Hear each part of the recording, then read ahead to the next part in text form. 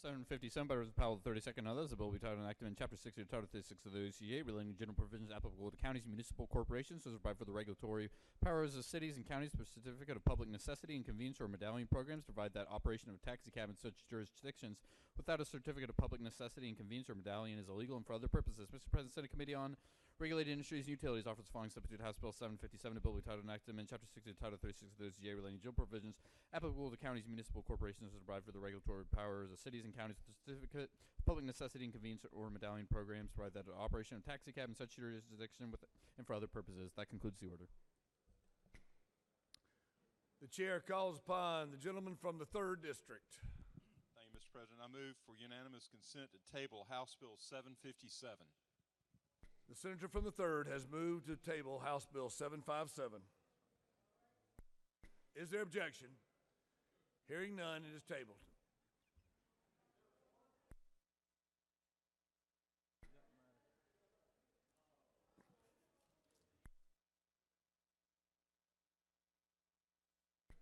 Yes, there is a quorum. I've ruled there is a quorum.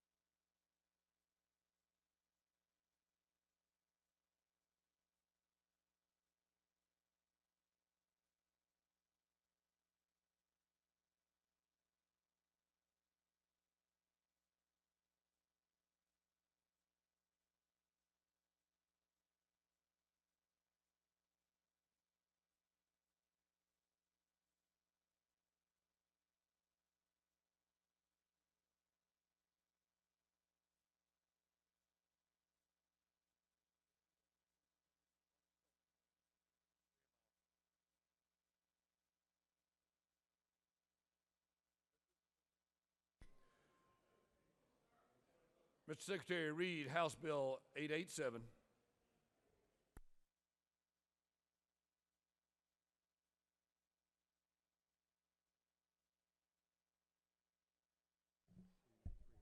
House Bill 887 by Representative Powell, the 171st, and others. The bill will be titled enacted in Title 36, 38, 46, 48, and 50 of the OCGA relating to local government, military, emergency management, and veterans affairs, public utilities and public transportation, revenue and taxation, and state government respectively, so as to facilitate and incentivize adequate and expanded broadband and other communication services throughout the state and for other purposes. Mr. President, Senate Committee on Regulated Industries and Utilities offers the following substitute to House Bill 887. The bill will be titled enacted in Title 36 of the OCGA relating to local government so as to streamline the deployment of wireless broadband in the public rights of way, to limit the ability of local governing authorities to prohibit, regulate, or charge for use of public rights of way under certain circumstances, to provide for definitions and for other purposes.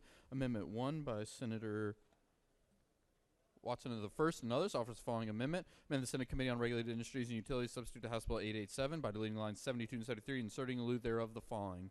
16.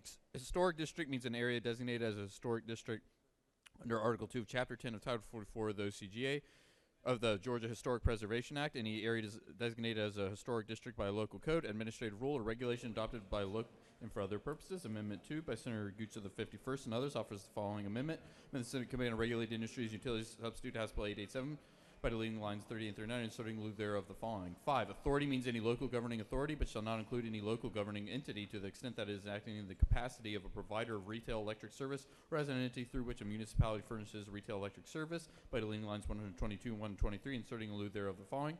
Part by or for wireline communications, electric distribution, lighting, traffic control, signage, or and for other purposes. Amendment 3 by Senator Unterman of the 45th offers the following amendment. Amend the Senate Committee on Regulated Industries and Utilities substitute to House Bill 887 by deleting lines 328 through 330 and inserting in lieu thereof the following. E fails to comply with applicable codes. F fails to comply with paragraph 2 of subsection B or subsection 1 or I or J of code section 36.6 and for other purposes. Mr. President, that concludes the order. Thank you, Mr. Secretary. At this time, we'll take a brief moment of personal privilege. We often have honored guests in the chamber, and tonight is no exception. We have all been well aware of Georgia's position as the #1 place in the country to do business, #1 state in the country to do business. And we have an individual who's contributed to that in a very significant way. And I would call upon the senator from the 51st to share with us the resolution. Mr. Secretary, if you read the resolution.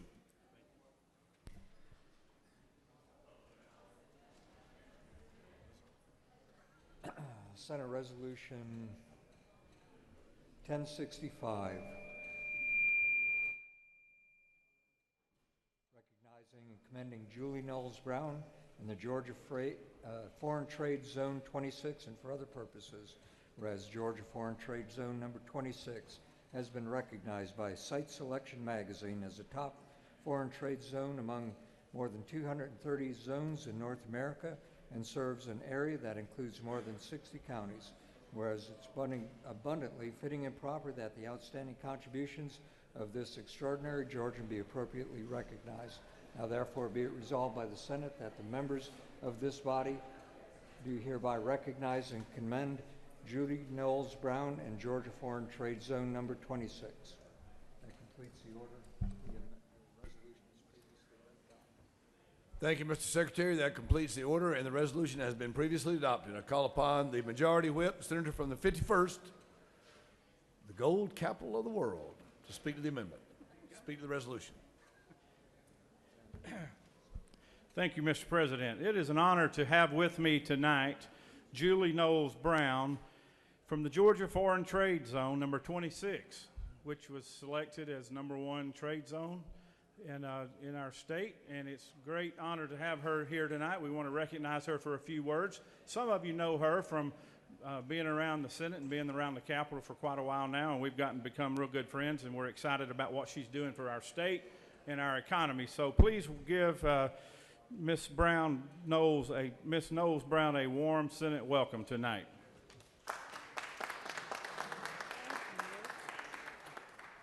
Thank you very much. This is a great honor. I really appreciate it. I've got a wonderful job, work with a lot of great people. The Foreign Trade Zone program has done a lot of wonderful things for businesses throughout Georgia. We're continuing to promote the program. We've got new companies joining us all the time. So I really thank you for this recognition and the honor. Thank you.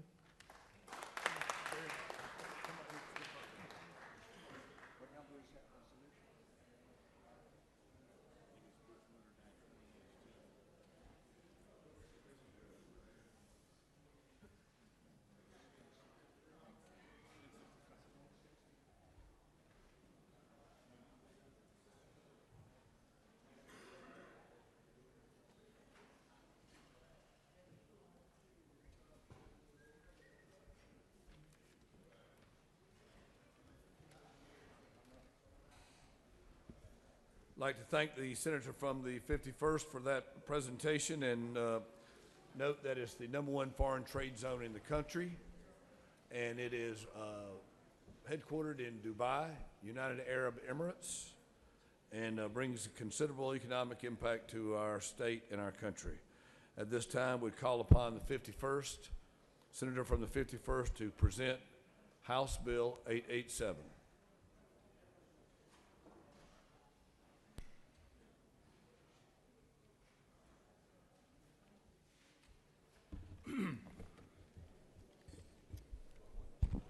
Thank you, Mr. President. Nothing like a little impromptu resolution there. Ladies and gentlemen, we've seen this language before. In fact, this is the almost mirror image of SB 426 that we passed in this chamber just a few weeks ago, and it passed with only 2 no votes. And so we hope we'll get you to consider voting on it again tonight. It hasn't changed other than 3 small pieces in the bill were changed in committee to actually raise the fees that are in the bill dealing with attachment fees for antennas in the right-of-way. So let me talk to you a little bit about what the bill is. It's known as Small Cell, or the BUILD Act. It's what we're seeing all over the country. There's already 15 states that have adopted this language, and there's 14 other states that are currently doing the same thing as we're doing here tonight. And that is, we're enabling private companies all across our state to invest millions and millions of dollars in infrastructure and new technologies that we rely on so heavily for our daily lives, whether that be personal, business, or recreation. Small cell technology is the newest and greatest thing that's come out, and it's going to help enable us to do our jobs better and faster and more efficiently. It deals primarily with cell phone services around our state, in our downtown areas, in our cities, and eventually out into our rural areas. That's not to say that it's not important today, even if it's just for the city areas, but it is important that we get this technology out into our state and we begin that process immediately. I'm not going to go through the entire bill again. We've done that already in committee twice, and we've done it here on this floor, but I will talk to you about the basics of the bill. As you drive around your cities, and we'll use Atlanta for an example because it's the closest example I can point to, just down here on the corner on Washington Street, you'll see a small dome-type antenna that sits on top of a light pole, whether that would be a street light or a traffic light pole or a utility pole. And it's roughly 6 cubic inches, or 6 cubic feet in size. It's about the size of what I'm showing here tonight, and it's about 8 inches in diameter. That's your typical antenna. Down at the bottom of that pole, you'll see a receiver that is the radio equipment that sends the signal up through that antenna and out to your cell phone. Now, 5G, known as small cell, is known to be 10 times faster than what you currently have on your cell phone tonight, which is 4G. So you can already see what an improvement that's going to make in our daily lives. This legislation allows for private carriers to put poles in the right-of-way only if a co-location is not allowed. The language in the bill requires co-locations to be considered first, and then if the city and the carrier agree, then the poles would be installed, but no higher than 50 feet. The fees for that service would be $25 per antenna per year. That is the annual fee. If it's a utility pole that is owned by the authority, meaning the city or the county or the jurisdiction that it's in, then they would also get a $40 per year fee on top of that. The utility companies such as Georgia Power, EMCs, and MEAG are exempt from this fee because they have a private agreement for their pole attachment fees. We have 2 amendments on the floor tonight. One deals with the historic districts. That is an amendment that the senator from the 1st came to us not only today, but also when we passed SB 426, and we have tightened that language up to allow for the protection of those historic districts like Dahlonega and Savannah and all the others around our state. The other amendment is an amendment that the city MEAG groups came to us about. Some of you have been approached, and you approached me about it, and we agreed to exempt them from the bill as well. So that puts all the utility providers being treated equally. Mr. President, I'd like to take a pause and see what questions there are in the audience before we move any further. Senator, there are no questions. Well, I would appreciate your considerable vote for this bill, and let's move this infrastructure in the positive direction. I have mentioned the amendments. I would ask you to support both amendments. Those are friendly amendments, number 1 and number 2.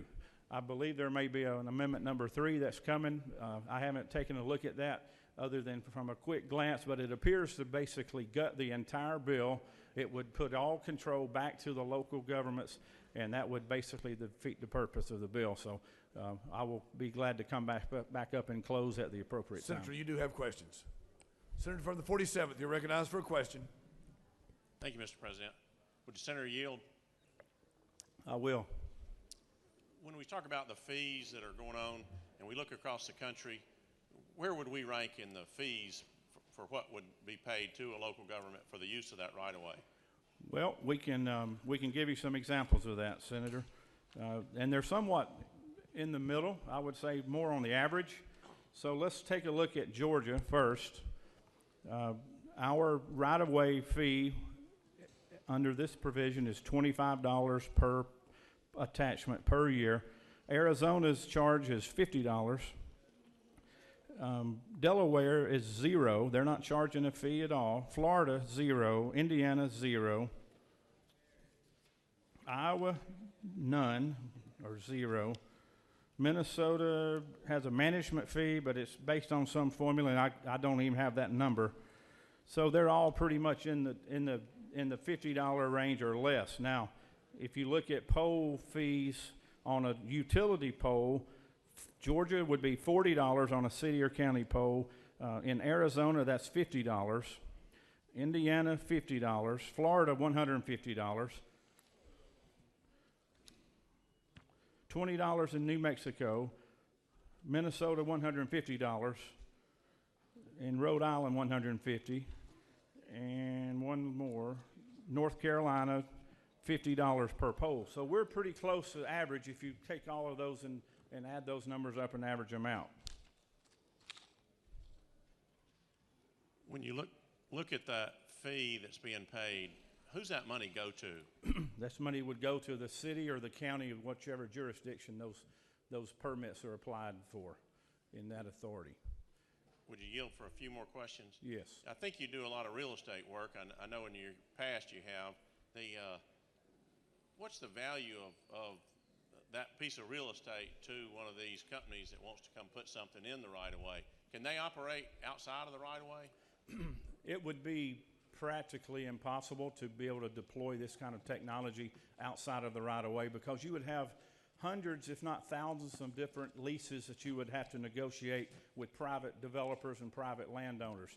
And then you would be triggered into zoning issues and all kinds of other issues. So, all of our public utilities are in the right-of-way. Let's start at the local level. You have water and sewer. Some cities have gas. Where do they put their utilities?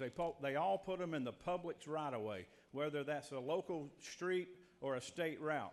The DOT today permits cities and counties to put their utilities in the state right-of-way, and they don't charge anything for that. Now, the cities have to put forth a plan and engineer drawings for that. The DOT gives a permit for that work, and they go do it. If, for whatever reason, the DOT wants to widen those roadways in the cities or the other utility companies that own that utility, they have a certain amount of time they have to remove their utilities out of that right-of-way. So cities, counties, and state governments, we all have public utilities, and we all use the public right-of-ways for that. Cable, telephone, and power all have the same access under state law. They're not permitted by the local governments. As you know, you're a former county manager. All of these other utility companies today get a permit from the state to go out and they put their utilities in the right-of-way. I'll give you an example. The cable companies get a license fee. They get a license from the Secretary of State, and they get one permit from the Secretary of State, and that gives them full access to the state routes and the city and county right-of-ways. And so I would tell you today that we should treat this type of infrastructure the same as we do other utilities that should be deployed for the good of the 10 million citizens of Georgia. I agree. I got a little bit more discussion on that and one more question. When we look at those rights-of-ways, most local governments operate with a franchise fee for utilities that operate inside those areas that they're using the city's right-of-way. So and I agree with that. One of the things that in my first local government, I actually settled with one of the utilities, and I was able to buy everything from police cars, fire trucks. They had not been paying their franchise fee as appropriately as they should. The reason I bring that up is that real estate has a great deal of value, and I'll address that when I address my amendment. But I want to ask you, is there a good formula for coming up with the value of that right-of-way? Well, if you're trying to sell a piece of surplus property that the DOT no longer needs, then you do it by a fair market appraisal. If it's a remnant, maybe a sliver of land that's 50 feet wide and 100 foot long, it has no significant value at all. But if you try to put a value on what a power pole is worth on a right-of-way, I don't know of any model that you would use for that. But I would tell you that when it comes back to the franchise fees, that I would remind you that the providers are already paying franchise fees for the wireless or the cable service that feeds these antennas.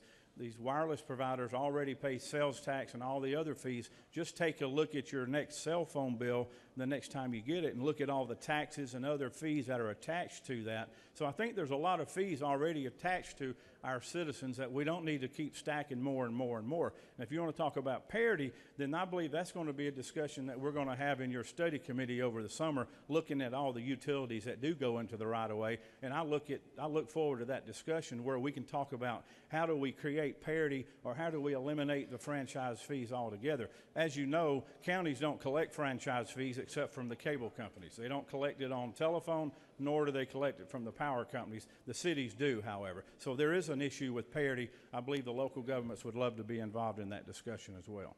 Thank you. Yes, sir.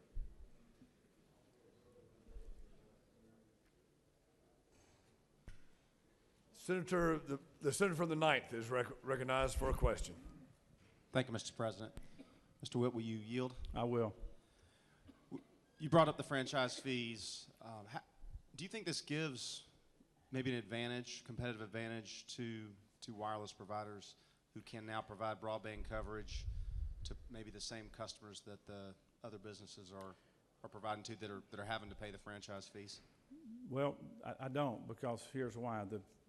The cable companies don't pay an annual fee per pole attachment to the city. They do pay a franchise fee, and I believe it's a 5% fee based on their revenues of that billing address and that zip code. Cell phone providers or cell phone customers could live all over the state driving through a town using that cell phone service off of that antenna, that wireless antenna. There's not going to be a way that I know of that you would capture that usage and that revenue. I don't know how you would do that, but I would tell you that trying to level the playing field on franchise fees for all providers would be a great discussion that we look forward to having this summer with the senator from the 47th Study Committee.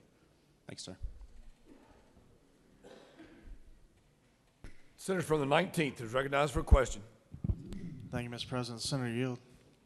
Yes, I do. Senator, this bill seems to set specific timelines that local governments have to follow when they receive small cell applications, correct? That's correct. Will you further yield? I will. Do those same timeline applications provide timelines apply to permits filed by other technology providers? Thank you for that good question. I'm not aware of any application process or permit that's required by other telecommunications companies. So they have full access to the right-of-way under state law. So they don't have to go to City Hall or to the county planning office to get a permit and submit that paperwork to get that pole right-of-way or usage of that right-of-way for their poles. But the 75-day clock that's in this bill that would require the cities or the counties to respond within a certain amount of time I think is a legitimate number. 75 days is an ample number for any local government to be able to go back to the applicant saying, we need more information, or your permit is complete and here's your application is complete and here's your permit. Or we want to go visit the site. There's going to be a lot of things they're going to want to do in that 75 days, but I would tell you that most likely these things are going to be cut and dry, especially when they're co-locating on existing poles. I don't think you're going to see a turnaround time of less than a couple of weeks at best. Senator from the 24th, recognized for a question. Senator, do you yield? Yes, sir. Does the cities and the counties have the right to accept or reject the location of a pole? They do. There's language in the bill that would specify that for safety reasons or for technical reasons, they would reject the location of a new pole, but that's only after the applicant has tried to co-locate on an existing pole. The city would require, or the county could turn them down for their new pole permit application. The applicant then would have to come forth with an engineered description of why their pole is needed and why that particular site would be needed. And then their engineering staff, either at the city or the county, could go out to the site and visit with the applicant and talk about the needs of what that carrier's needs are and look for an alternative site that would be more pleasing to the local government. Thank you. Senator from the 45th, you're recognized for a question. Mr. Whip, my whip, right? Yes, ma'am. Thank you very much. I was interested, we talked about this in committee about underground utilities. And could you tell me what the procedure is when a city or a county has underground utilities, and where can a pole go if those are existing? All right, so the bill allows for underground utility ordinances to be in place as long as the city or the county doesn't discriminate from one provider versus another. As long as it's non-discriminatory, they don't allow the utilities to be above ground, then the carriers would have to comply with that ordinance. There is a provision in the bill that would allow the city or the county to give a waiver for that. The carrier would ask for a waiver. They would go in and discuss the need, why there needs to be a pole, or there needs to be a co-location on another existing pole in that underground area that has been designated by the city to be underground. But that does give local control to that city or county for that reason. Would you further yield? I will.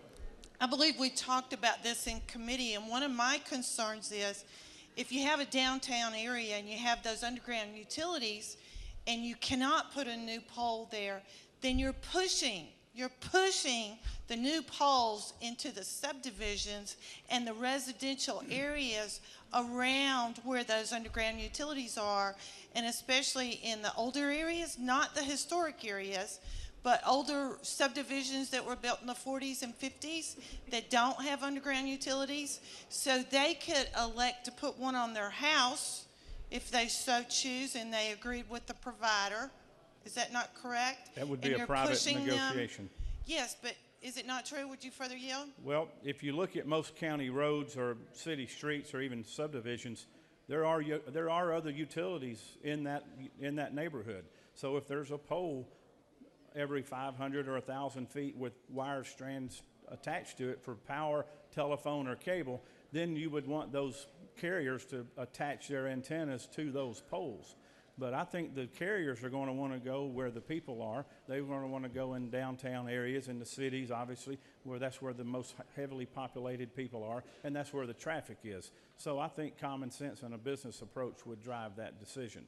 If they're not allowed to go in those areas where there's a restriction on above ground utilities, they'll move somewhere else and spend their money in other communities, or they'll work with the city in another part of town where it would be more conducive. Would you further yield? Yes. Is it not true that if you do have those underground utilities in those downtown areas and you're not allowed to put a new pole there, that if you have existing condominiums or apartment complexes that they could locate those antennas if they so choose and they found a residential user that was willing to have them, and they could literally put them all the way around it? Is that not true?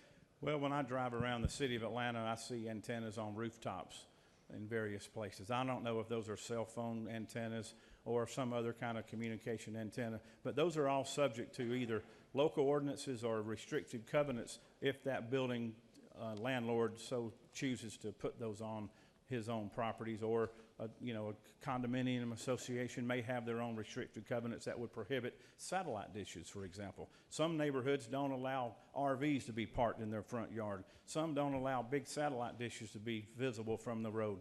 Those are things that are controlled by those covenants and restrictions on those neighborhoods, and I think some of that would apply here, and that would prevent those carriers from coming into those neighborhoods.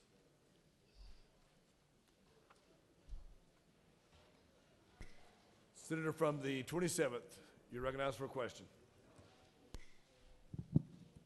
Thank you, Mr. President. Will the senator yield? I do. Is it not true that I do not have an amendment for this bill?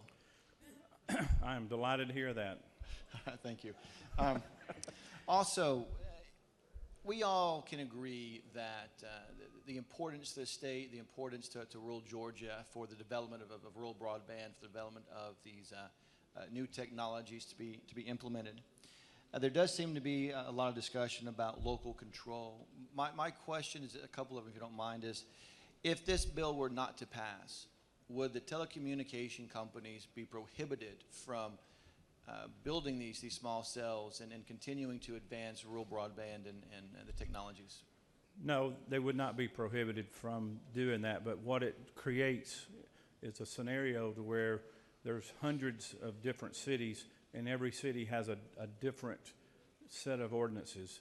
You have 159 counties, all of which would have to either create or adopt some ordinance pertaining to this. What this bill does is it treats all wireless carriers the same across the state, just like state law today treats telephone companies, cable companies, and power companies. It gives them the same permitting opportunities. Actually, it doesn't even give them that much authority. There's still a lot of local control in this bill that utility companies and like power companies and telephone companies and cable companies don't have to go to City Hall. They don't have to go to the county commission permitting offices to do the things that are in this bill.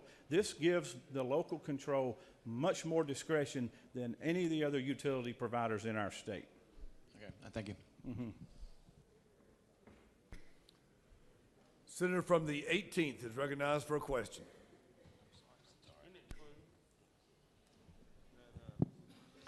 Thank you, Mr. President. Does Senator yield? I do. Senator, is it not true that the wireless data consumption increased over 250,000% since 2007? You are a brilliant man. You are correct.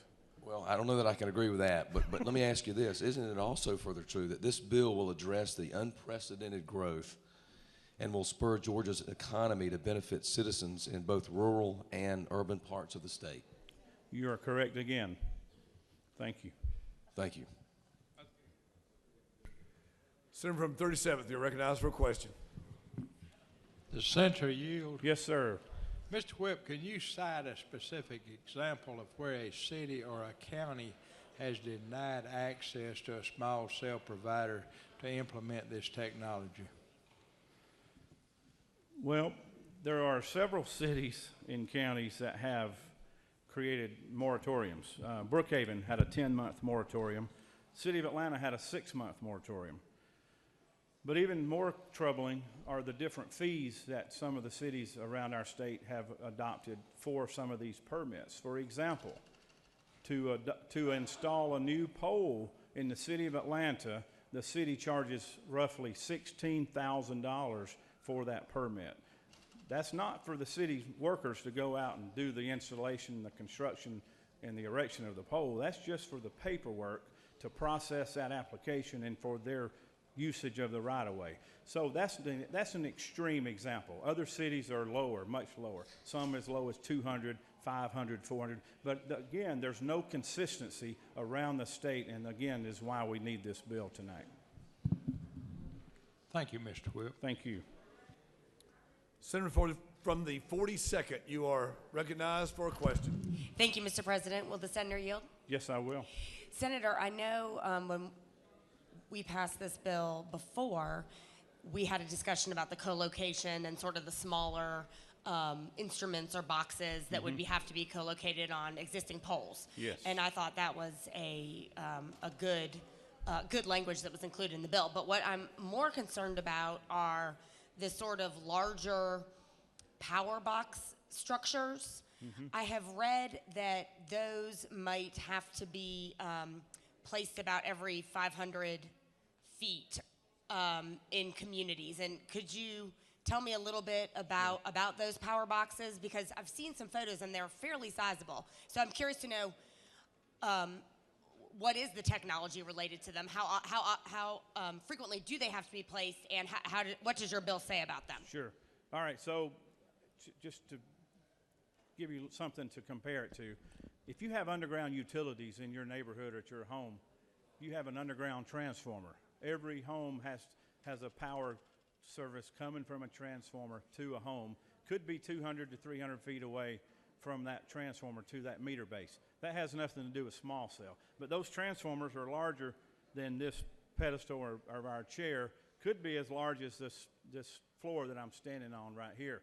Under the small cell language, this bill allows up to 25 cubic feet for those boxes and those components. And all it is electronics. It sends a radio signal up to the antenna, which remits a signal out to your cell phone. So that is an RF radio that's inside that enclosed box, and it is 25 feet in cubic feet or less.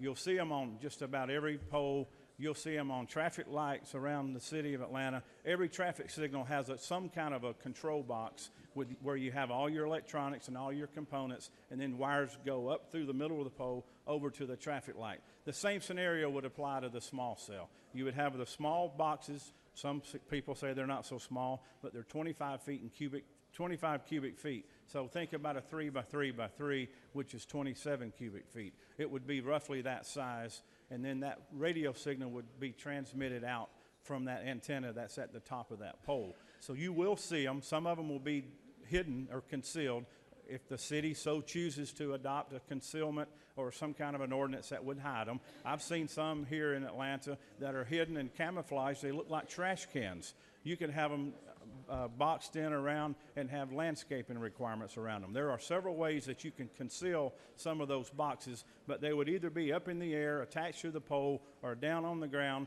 We've even seen some that are buried underground. So there's several options, and that's something I think that the cities and the counties can negotiate with the carriers when the time comes. Thank you. I appreciate that explanation. Do you know how frequently they would have to show up on streets or poles? Am I right that it's about every 500 feet? They're at every antenna. So the antennas are roughly 500 to 1,000 feet apart. So you can imagine there's like about the same spacing as a power pole, depending on whether it's in a rural area or a more urban area. Thank you. I appreciate your answers.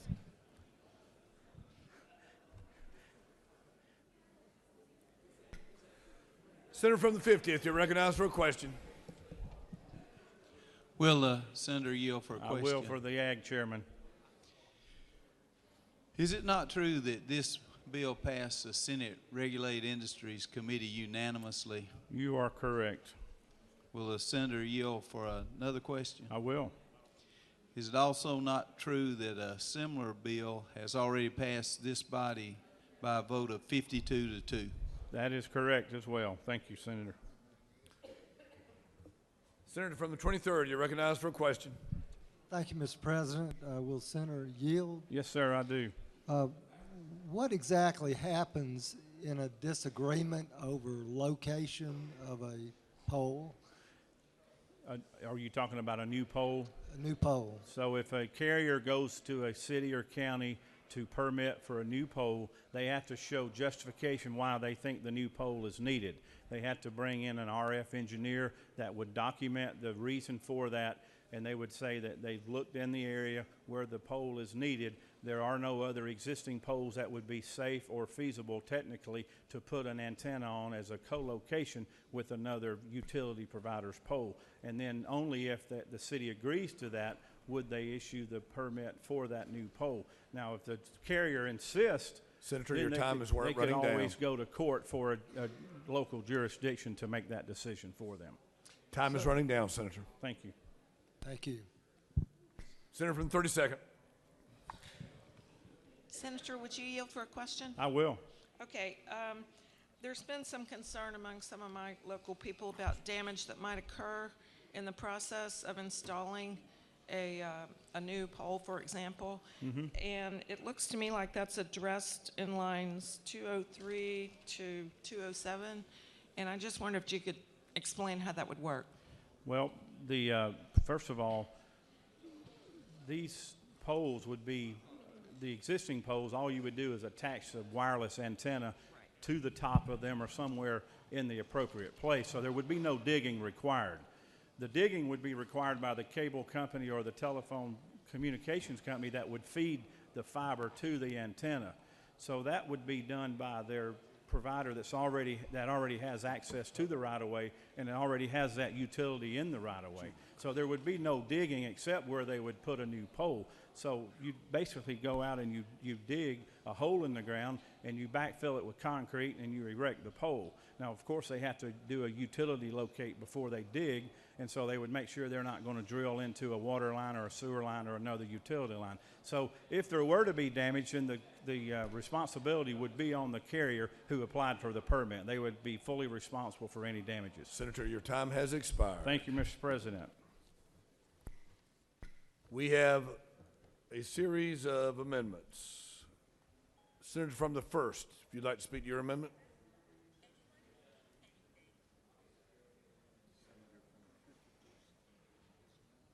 Senator from the 51st, on your amendment. You've explained it. Senator from the 45th, amendment number 3.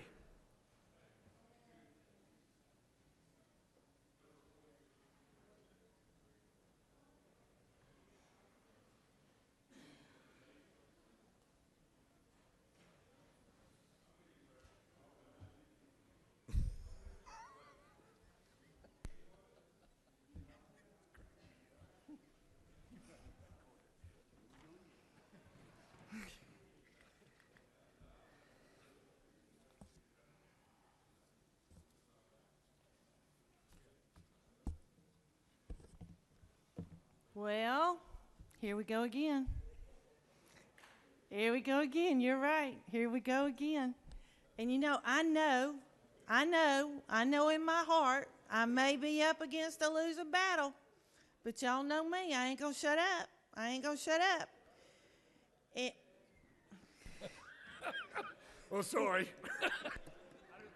I'm sorry, Senator. I didn't realize the microphone was on. You know, I got my roots. I can't help it, I got roots. My roots, I'm a former mayor and a former county commissioner. I have literally been where the rubber meets the road. And it's not an easy position to be in. It's not easy. It's not easy sitting in here. And yes, I voted in committee, and I believe I voted in committee twice, not once, twice. I voted in here once. But you know what? I was trying to keep the ball moving. And Mr. President, I can't hear. They're over here still laughing at me.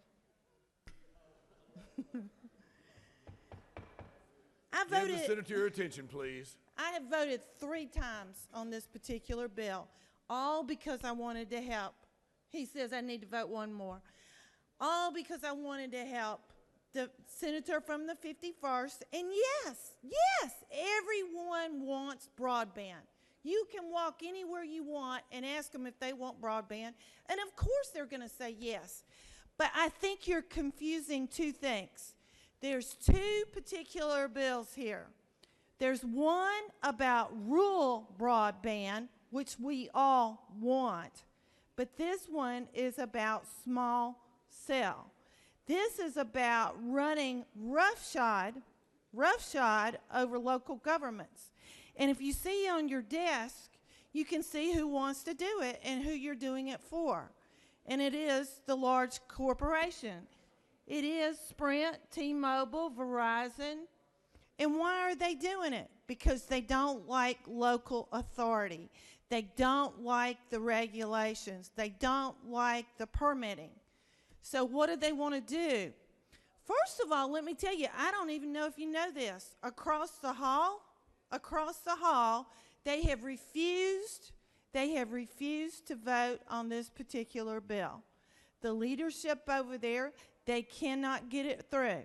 So what do? They take their little feet and they trot back over here, and they're trying to use us as an example. And they're trying to say, let's get this thing through, and I have voted for it in the conference committee to get it through. But 180 members across the hall, and I'm not saying they have a whole lot of more smarts, but 180 members has decided and rejected this. So now they're over here peddling their wares over here so they can get it back over there and force it on the House. So my question is, why do we need to do this? Why do we need to do this? The cities and counties are already doing this. I called my particular county, Gwinnett County. They have been doing this for approximately 18 months. They have been permitting these. Obviously, the city of Atlanta has been permitting these because there's one right outside the window that you can look right down the block and see where they are. So why are we doing it? We're doing it because these wireless providers want carte blanche authority to be able to run over and to dominate the market and to tell the local governments what the price setting is going to be. And you heard the senator explain about the engineers. They bring their engineers to say if they like it or not, and then you have to trot down to City Hall to see what those engineers think about. So what I'm concerned about and what I've voiced my complaints about in the committee, and it still has not been addressed, is the virtual picket fences. And I know the senator from the 1st has an amendment, and I agree with that historical amendment document. But what I'm very much concerned about, like in Savannah, I love Savannah, everybody loves Savannah.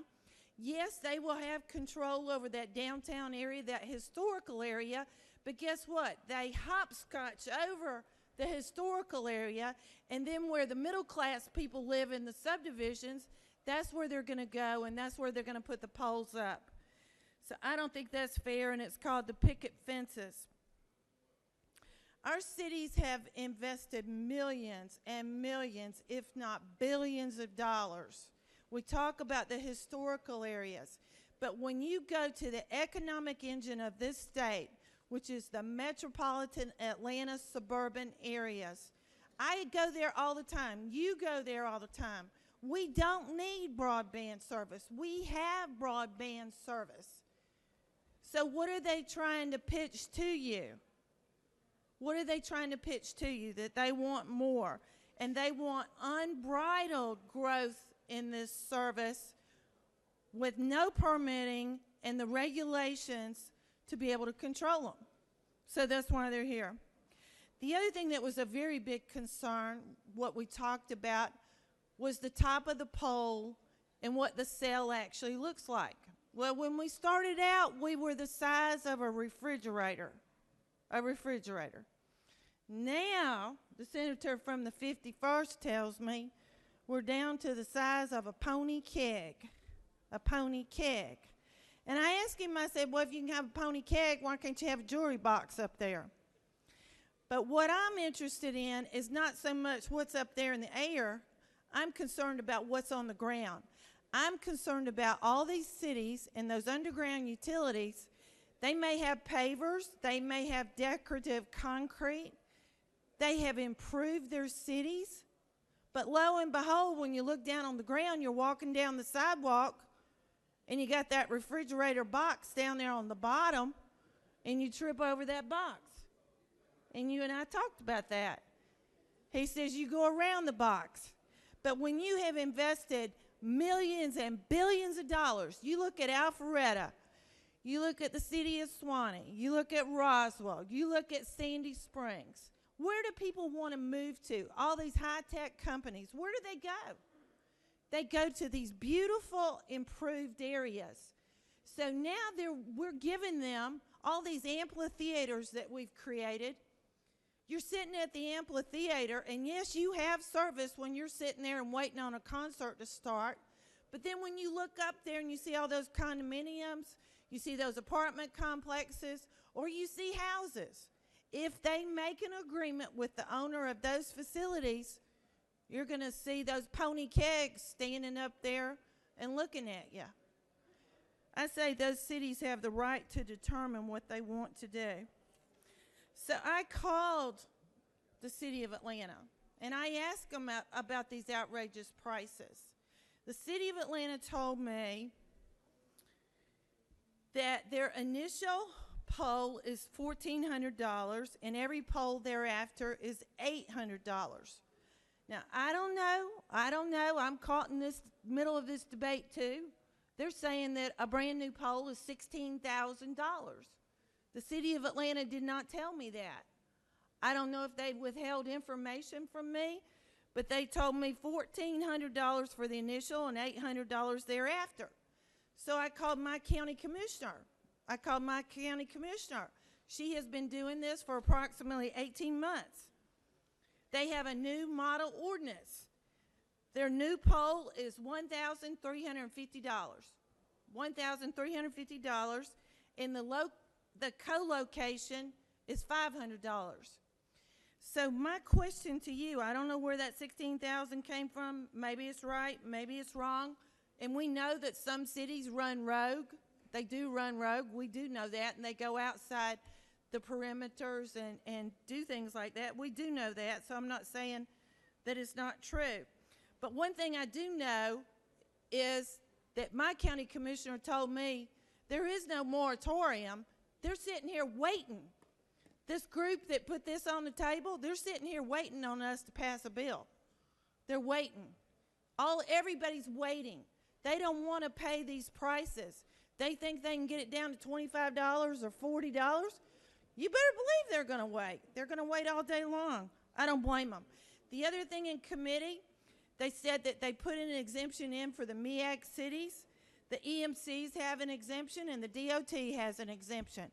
So, oh my gosh, everybody has an exemption except the municipalities. Everybody. So, I don't know. I don't know why that's fair. So I'm going to close out. Yes, I voted every time, but I think the red button's coming up.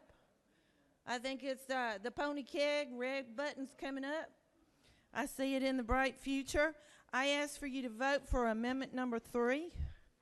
Amendment number 3 puts it back under local control. We're already doing this. We have a study committee that's coming up. The chairman of the committee hopefully will be on that study committee to talk about right-of-way acquisition. Who owns the right-of-way?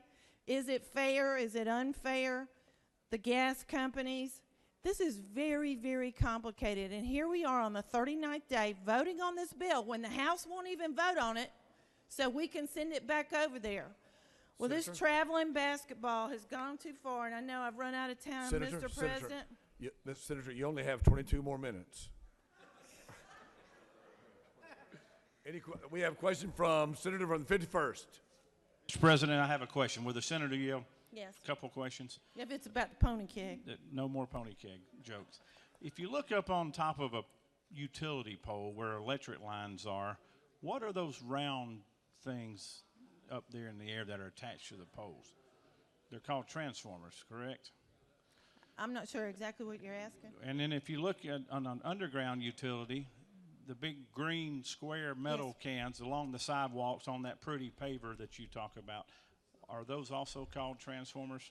Well, most of the time, and I can tell you specifically about the city of Swanee because that's in my district and I spend a lot of time, they locate that green box that you're talking about back away from the sidewalks. But I will tell you, I have seen pictures. I have seen pictures in the city of Doraville, I think it was, where there's a whole bank of these boxes. Some are big, some are small. I think it's because the technology improves. They are getting smaller. Right. But unfortunately, it's a blight. And that's the whole aesthetic argument that I'm talking about. Would you further yield for a Yes. question? Can you tell me what authority telephone companies, power companies, and cable companies have to access public right-of-way, whether it's city, state, or local? Do you know where the authority for that access comes from? Is it not true it comes from state law? Well, Part I thought of it our also OCGA came, 36-76-1. and I thought the feds, you said in committee, I think they testified in committee that the feds have some authority also. The Federal Highway Administration has authority over those. Can I ask you one other question before we sit down? Isn't it not true that you taught many of us freshmen about 10 years ago how we attach to bills in order to get them back over to the House, to get them to the House floor for a vote? You're our mentor, our mother hen. Isn't that true, Senator? Well, the senator from the 28th calls me the mama bear, and I'll take that Mama as Bear, a but I do compliment. appreciate your passion for local governments. I too share that passion, and I would hope that you would give me one more vote on this bill tonight so we can send it to the floor of the House for an up or down vote. And if they vote it down, it won't come back this year. Thank you, Senator. Thank you, and I do appreciate all your hard work on it. But Senator- I have to say that I'm going to vote red. Senator, you have one remaining question. Yes, sir. Senator from the 27th. Thank you, Mr. President. Will the senator yield? Yes, I will yield because you do have some beautiful cities up there where you live. Yes, I do. Yes, I do. And is it not true that I admire the tenacity and the passion for which you speak for the conservative value of local control? Is that not true? Yes, I do, And is it especially not- with some subject matters. And is it also not true that I feel your pain when it comes to trying to get conservative legislation passed out of this chamber? Yes, sir. All right, thank you. Thank you, Mr. President. I yield the will, and I ask for your favorable consideration on amendment number 3. Thank you very much, and I yield the will. Thank you, Senator. Senator from the 47th, you're recognized to speak to your amendment.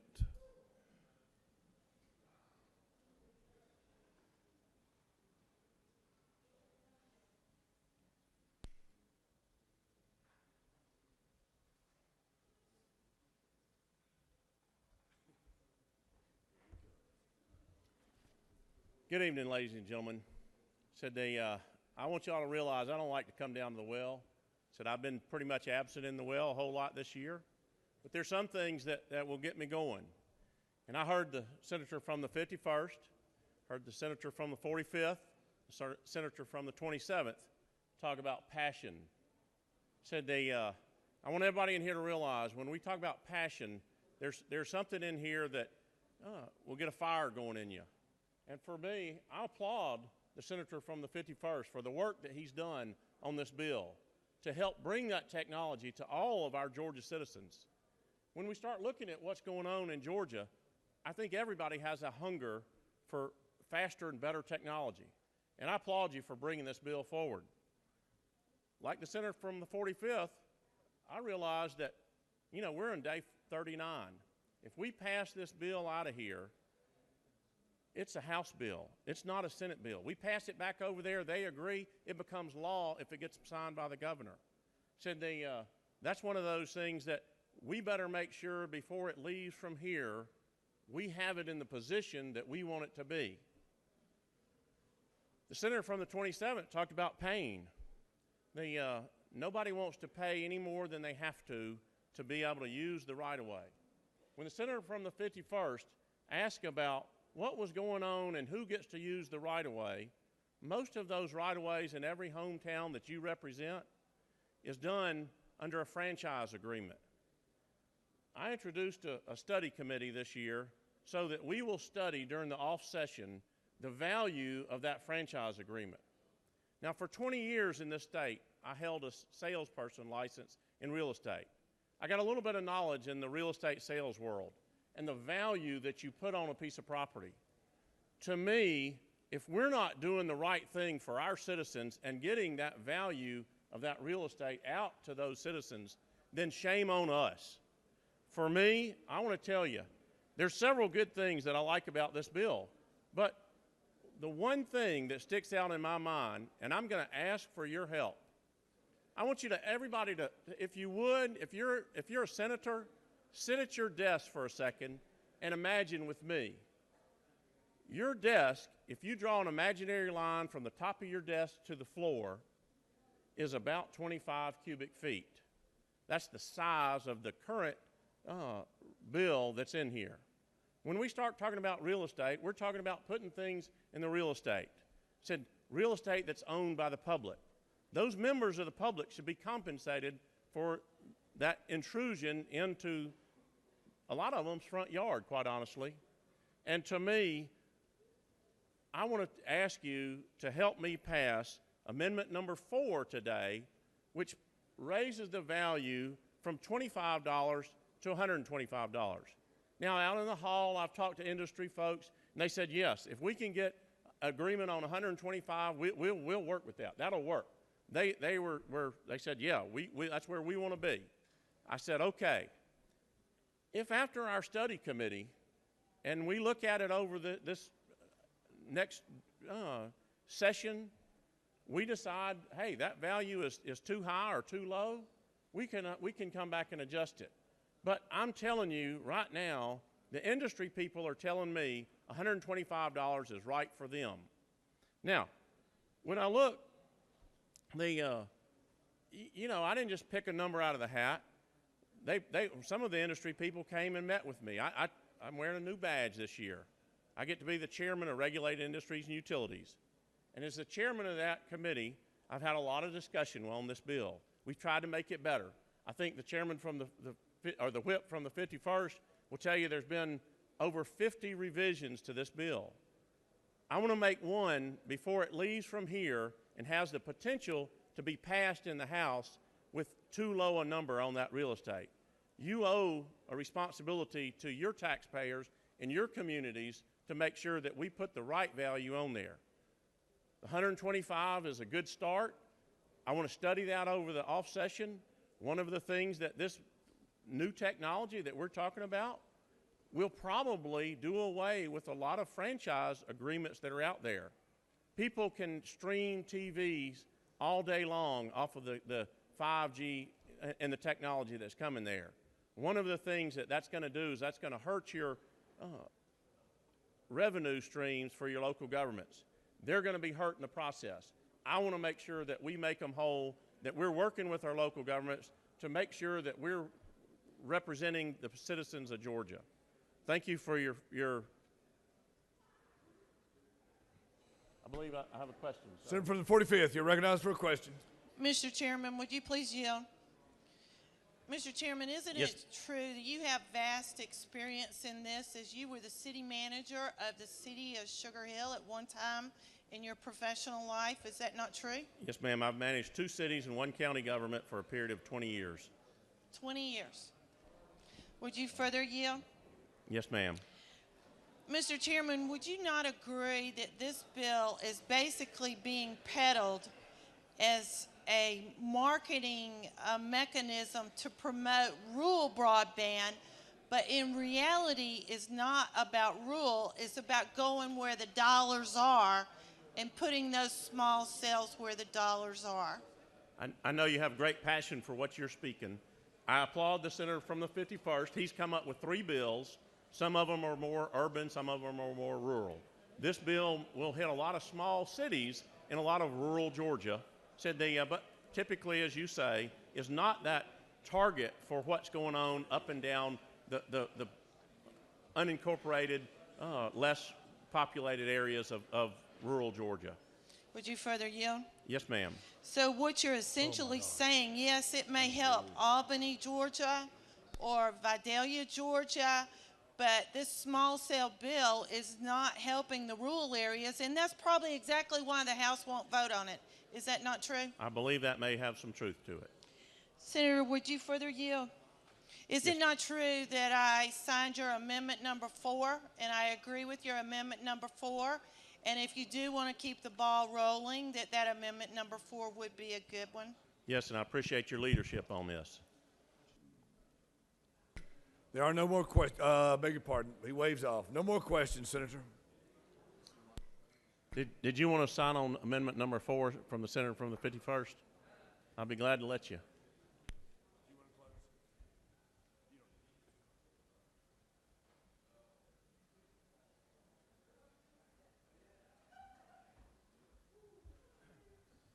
I'm going to make this quick. There's been a lot of stuff said tonight, a lot of stuff talked about that's true and passionate, and some that's not so true. I don't know if $150 is the right number or not. I don't think it is. I think it's too much. We don't charge for water and sewer lines in right-of-ways. Cities and counties don't pay for the access to the state right-of-ways. Power companies and telephone companies and others, they don't pay on a per pole basis. They do pay a franchise fees in the cities. Counties don't collect the franchise fees on the power. The cable companies do pay a franchise fees in the county. So there's all kinds of variations out there from cities and counties. I support the study that the senator's going to have this summer, but this isn't the time to do that. $150 is too much. I ask you to vote no on amendments 3 and 4. Number 3 is basically just kills the bill and guts it. We want to send this bill over to the House. We want them to vote on it. I believe it's going to help deploy all this good infrastructure into these cities and counties around the state. It's not about rural broadband. It is about technology and emerging technologies. Telephones were here 135 years ago. We've got new technology today, and we need to embrace it like the other 15 states have done and the other 14 states are looking to do. Ladies and gentlemen, please vote for this bill, and let's send it to the House and ask them to do the same thing. Thank you. Thank you, Senator. On the question of the amendments, on amendment number 1, is there objection? Hearing no objection, number 1 is adopted. On amendment number 2, is there objection? Hearing no objection, amendment number 2 is adopted. On amendment number 3, is there objection?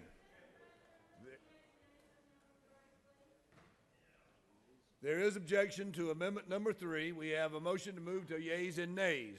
Will yeas and nays be sustained? 1, 2, 3, 4, 5. Yeas and nays are sustained. I can't think of a better way to use 60 seconds. Mr. Secretary, if you'll put it on the board, all those in favor of amendment number 3 will vote the yay switch. Those opposed will vote the nay switch. Mr. Secretary, unlock the machine. Call upon the senator from the 47th, senator from the 45th. President, is it not true that a green vote is a green vote for the local cities and counties in the state of Georgia? Is that not true? The senator has great passion. Senator from the 51st. Mr. President, is it not true that a red vote allows this bill to pass and move to the House for further consideration, and it does reserve local control, as we've discussed here tonight and weeks before tonight. Senator has a great passion for what he speaks. Senator from the 27th.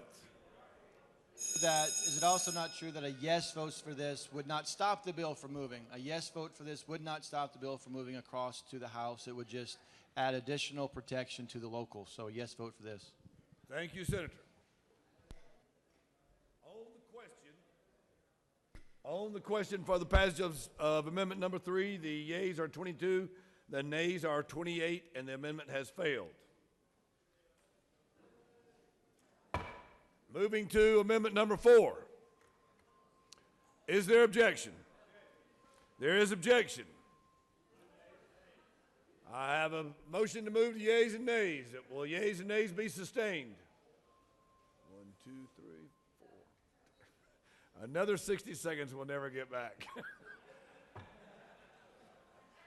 Mr. Secretary, if you'll unlock the machine. All those in favor of Amendment Number 4 vote green. All those opposed to Amendment Number 4 vote red. Red or green, red or green. The Senator from the 47th, you are recognized for a parliamentary inquiry. Thank you, Mr. President. I said, ladies and gentlemen, if this bill doesn't get amended before it goes over across the way, it has a challenge to pass just like it is. And for me, I agree with the senator from the 51st. 150 is too high. That's why I said 125. I'm asking for your vote for some help. Was that a parliamentary inquiry or reading a book? And you're beautiful.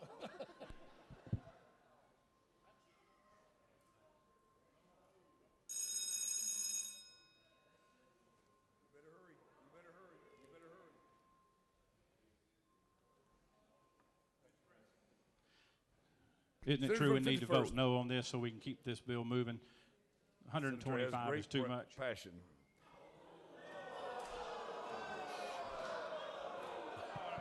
Parliamentary inquiry. Parliamentary inquiry.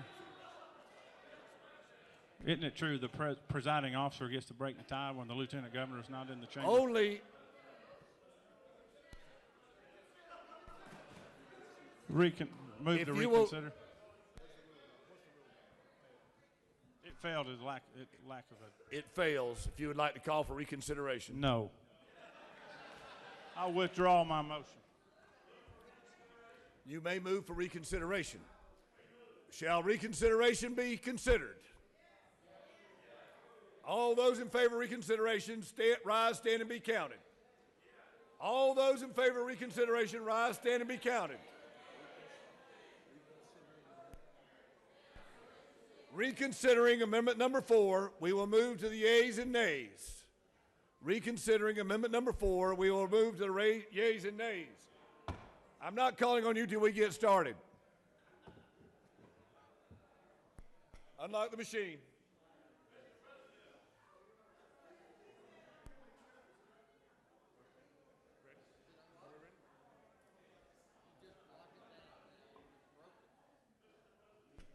I think you've overloaded it. Stand by. We're getting the machine set. We ready? All righty. On the matter of reconsideration of Amendment Number 4, if you are voting for reconsideration, you'll vote green. If you're voting against reconsideration, you'll vote red. Mr. Secretary, unlock the machines.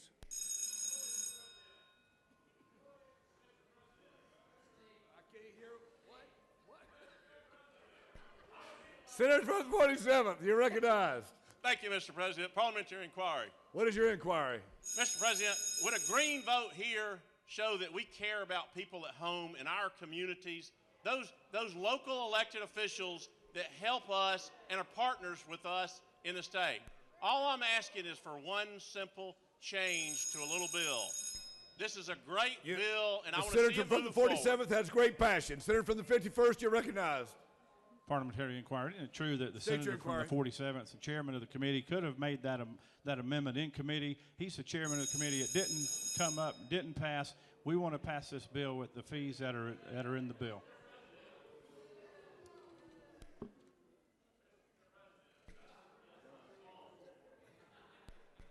I refuse to recognize you.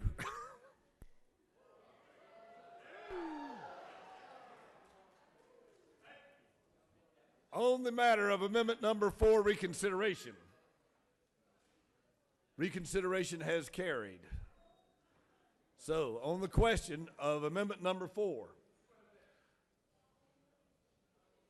the yeas, on the matter of amendment number 4, green is for pass, red is for fail. Mr. Secretary, unlock the machines.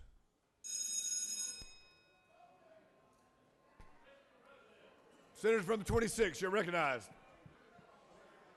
Mr. President, isn't it true I tried to stay out of this fray?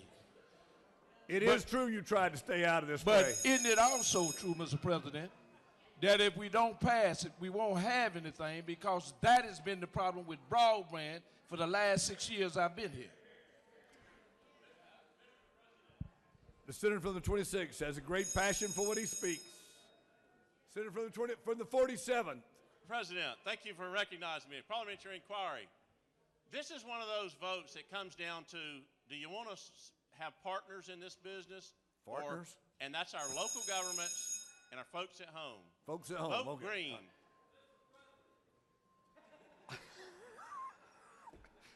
Senator from the 28th, you're recognized. Thank you, Mr. President. Is it not true that all this debate during the vote is in violation of 5-1.6?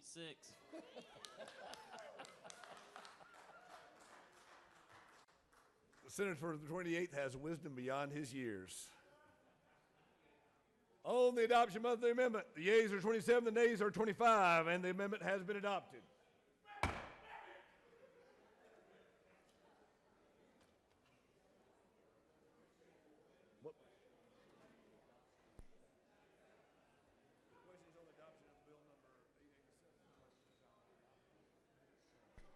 The question is on the adoption of the committee substitute as amended. Is there objection to the adoption of the committee substitute as amended? Hearing none, the committee substitute is adopted as amended. Does any other senator wish to speak for or against the bill? If you do, I'll kill you.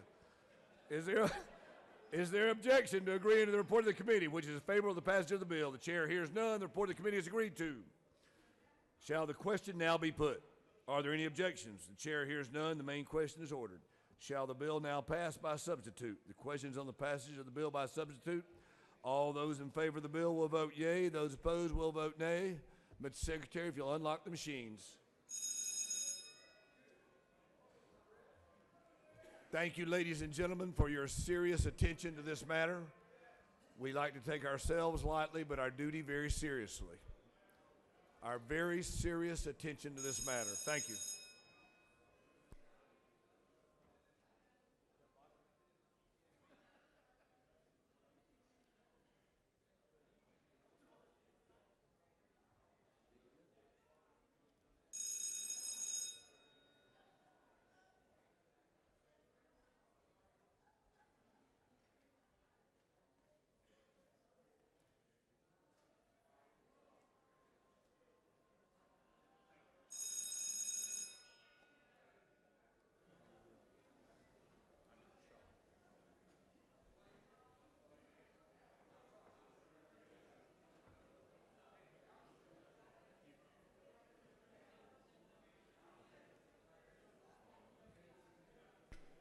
On the passage of the bill, the yeas are 48, the nays are 14. This bill, obviously receiving the requisite constitutional majority, is therefore passed. Mr. Secretary, read House Bill 161.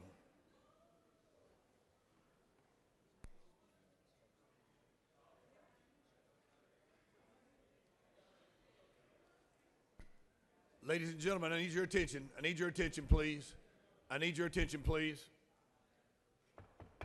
We've got a few more miles to travel tonight. Let's get to business. And let's please keep the chatter to a minimum. House Bill 161.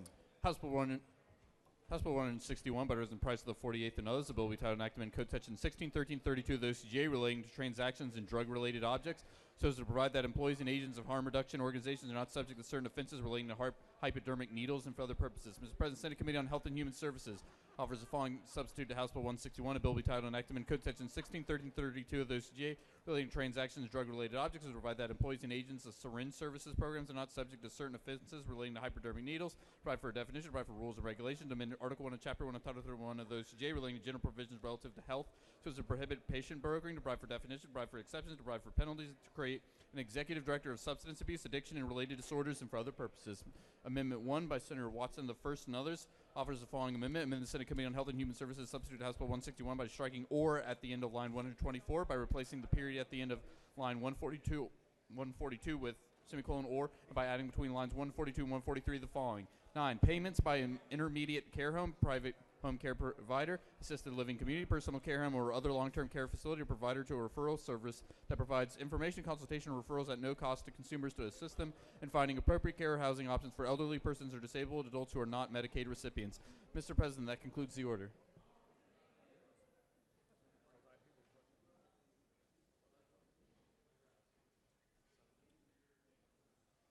Call upon the senator from the 45th, we haven't heard from her tonight, to present the bill.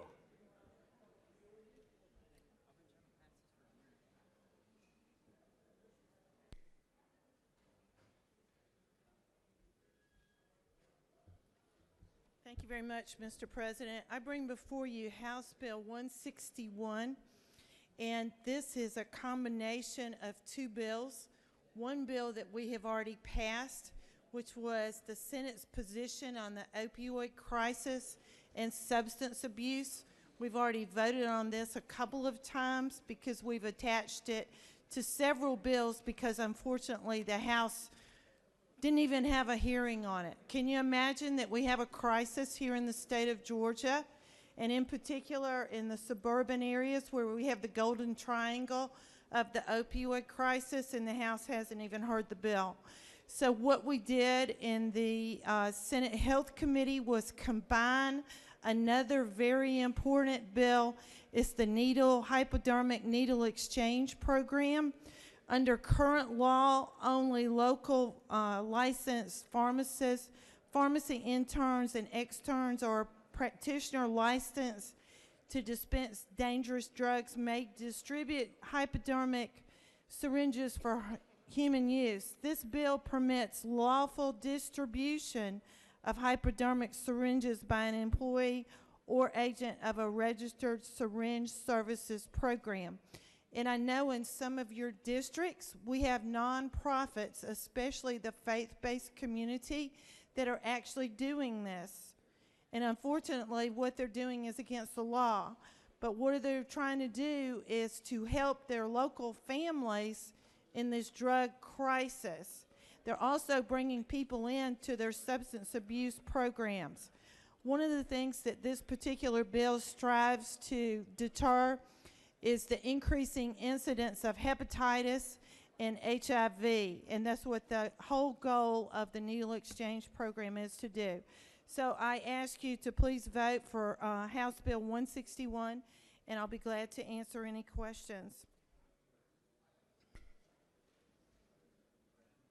Yes. You do have one question, Senator. Senator from the 51st, recognized for a question. Just one quick question for clarification. Will you yield? Yes. When you first started talking about your bill, did you say that you couldn't get a hearing on this bill in the House? Yes, I did. And you attached it to the bill? Yes. Yes, sir. Thank you. Thank you. No further questions, Senator. And I believe there's an amendment number 1, and I agree with that amendment. So I will not speak again, but House Bill 161, I ask for your favorable consideration, and I do agree with amendment number 1. I yield the will. Thank you, Senator. On the matter of the amendment number 1 by Senator Watson, Senator from the 1st, is there objection? Hearing no objection, the amendment is adopted.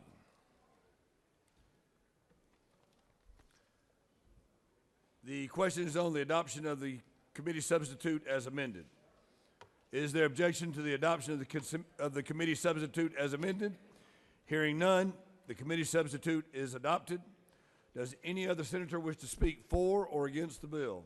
Is there objection to agreeing to the report of the committee, which is favorable to the passage of the bill? The chair hears none. The report of the committee is agreed to. Shall the main question now be put? Are there any objections? The chair hears none. The main question is ordered. Shall the bill now pass by substitute? The question is on the passage of the bill by substitute. All those in favor will vote yea. Those opposed, nay. Mr. Secretary, unlock the machines.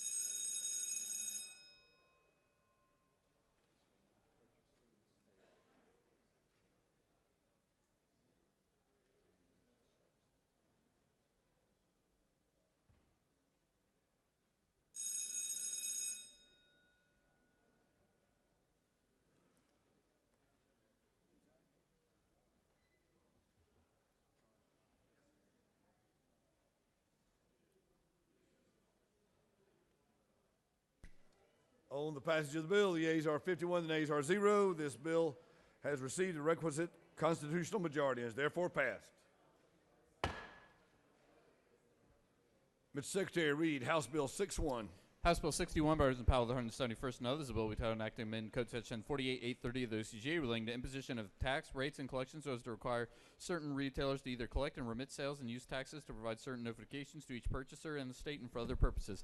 Mr. President, Senate Committee on Finance offers the following substitute to House Bill 61, a bill will be titled and acted amend Article 1 of Chapter 8 of Title 40 of the OCGA relating to state sales and use tax so as to provide for definitions, to provide for certain legal actions, injunctions, and appeals under certain circumstances, or require certain retailers to either collect and remit sales and use taxes or provide certain notification to certain purchasers in the state and for other purposes. Mr. President, that concludes the order.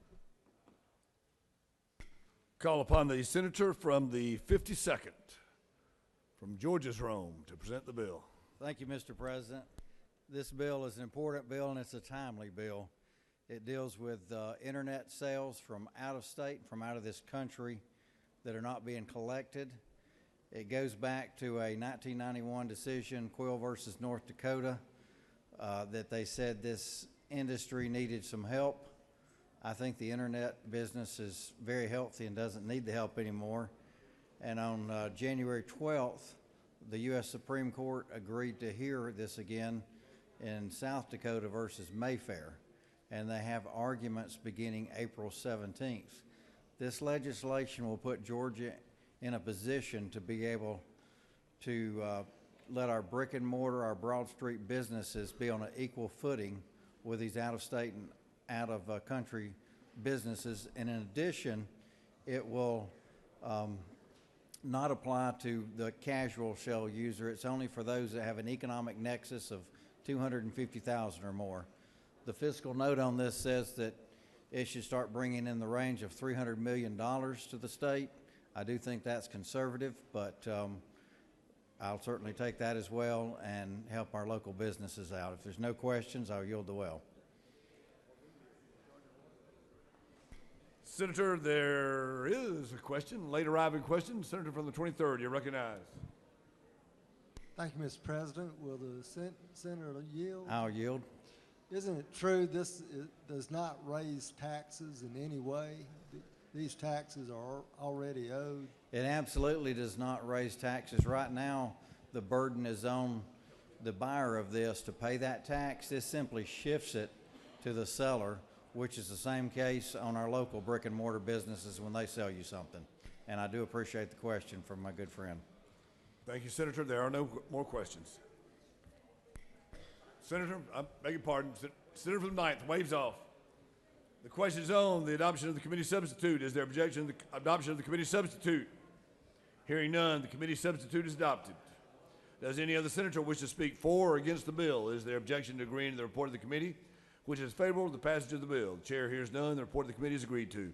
Shall the main question now be put? Are there any objections? The chair hears none. The main question is ordered. Shall the bill now pass by substitute? The question is on the passage of the bill by substitute. All those in favor vote yea. Those opposed vote nay. Mr. Secretary, unlock the machines.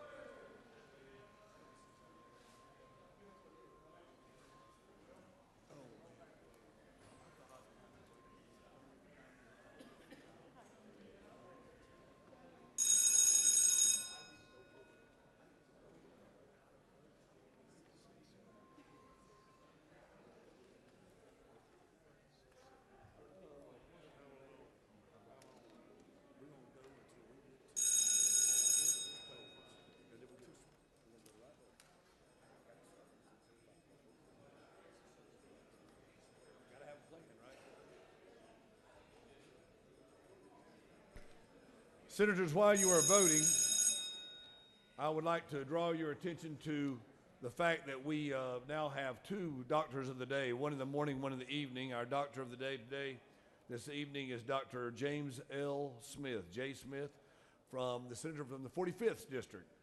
Dr. Smith lives in Beaufort with his beautiful wife, Courtney, and their 5 children. So if you're not feeling good, go downstairs and see him. On the passage of House Bill 61, the yeas are 49, the nays are 3. This bill, having received the requisite constitutional majority, is therefore passed. Mr. Secretary, if you would read House Bill 811.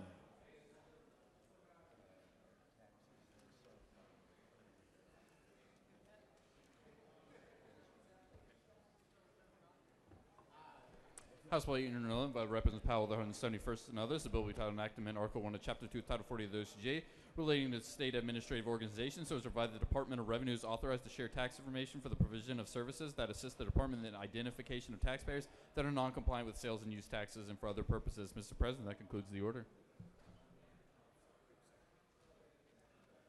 Senator from the 52nd to present the bill.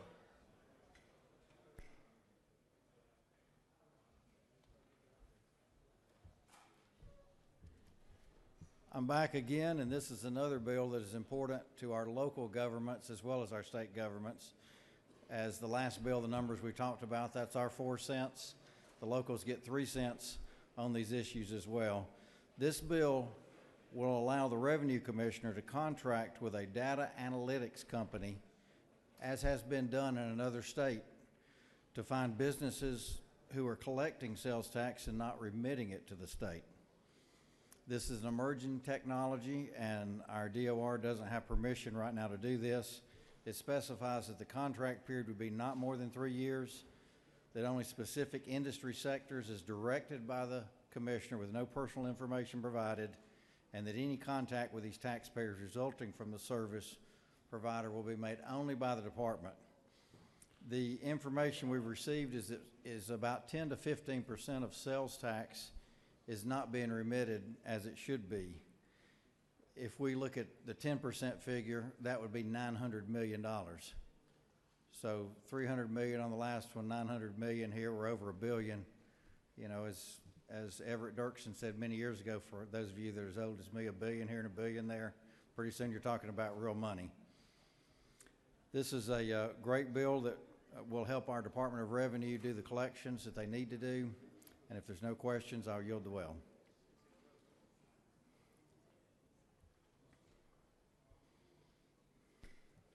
There are no questions. Oh, I beg your pardon. There are questions. Senator from the 27th, you have a question?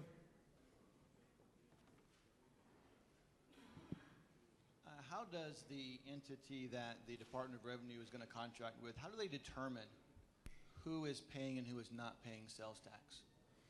This is through a data analytics that would come up with a formula that would say, above my understanding of who is not paying, but that the data from their other business interests would say that they should be paying. I wouldn't think that anybody would be against this bill unless you're not remitting the collected sales tax. Okay. We are going to be giving this entity very sensitive taxpayer information. Is that correct? I don't think that we are going to be giving them, there's no personal information provided. This is only specific industry sector information. So the information provided to the contract entity is only by industry? It's by certain industry sectors, yes. So there will be no individual taxpayer information provided? The information I've been given is that there will be no personal information provided. Okay. All right. And at the appropriate time, I propose an amendment. The bill is engrossed, so I withdraw the amendment. Thank you, Senator. Senator, there are no more questions. All right, and I'll have to see this late arriving amendment. But actually, this is a finance bill, so. Well, the senator from the 27th has. Oh, you withdrawn it. Okay, I his amendment. misunderstood you. Okay.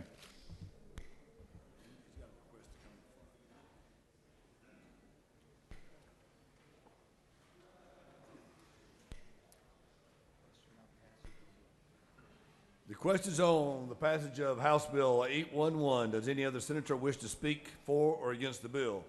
Is there objection to agreeing to the report of the committee, which is favorable to the passage of the bill? The chair hears none. The report of the committee is agreed to. Shall the main question now be put? Are there any objections? The chair hears none. The main question is ordered. Shall this bill now pass? The question on the passage of the bill. All those in favor of the bill vote yea. All those opposed vote nay. Mr. Secretary, unlock the machine.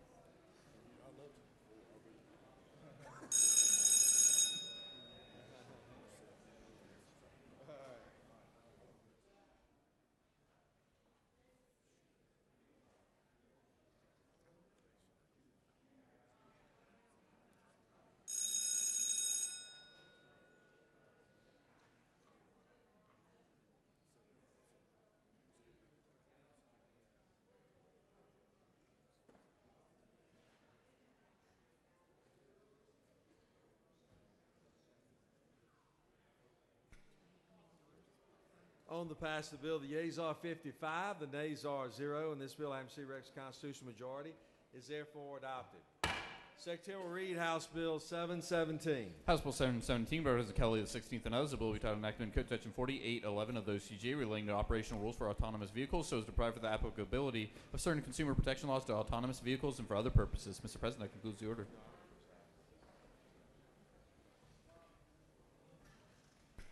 Chair recognizes Senator from the 51st present the bill.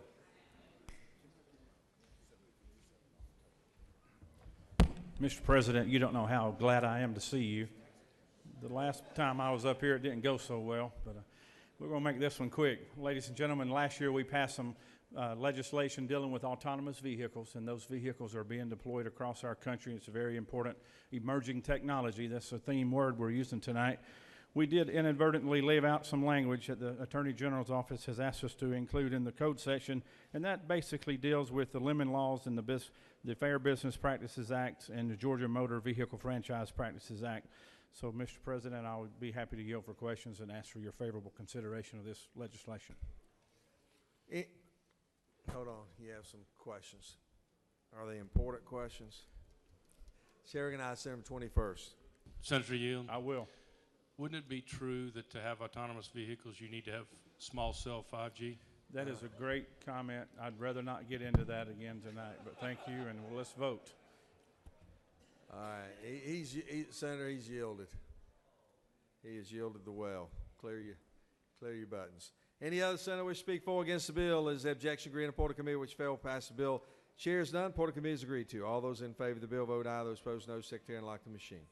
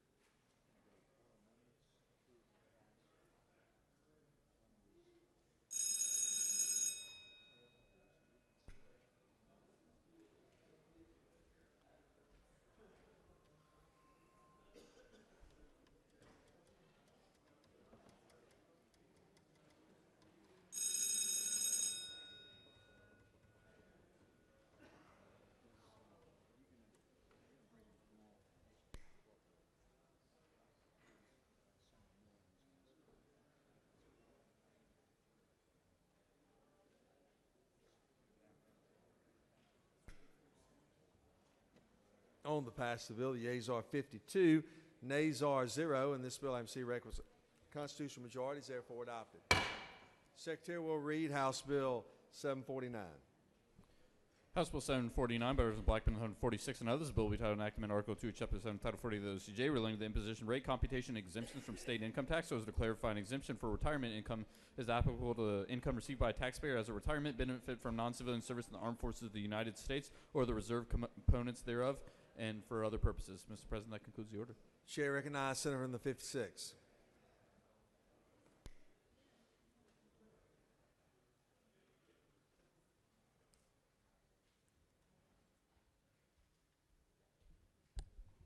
Thank you, Mr. President. We'll pass many good bills today. House Bill 749 would have to be at the top of that list because we exempt part of your retirement income today in the state of Georgia, but this is specifically adding to the code military retirement. For those defenders of freedom who have served us, we want to assure that they are in the code appropriately, as well as if the surviving spouse is receiving that income, that they also would have that same deduction.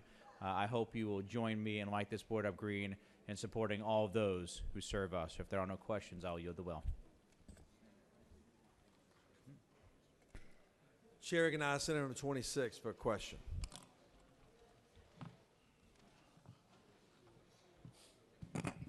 Thank you, Mr. President. Senator Yield. I will yield. Senator, does this make this retroactive?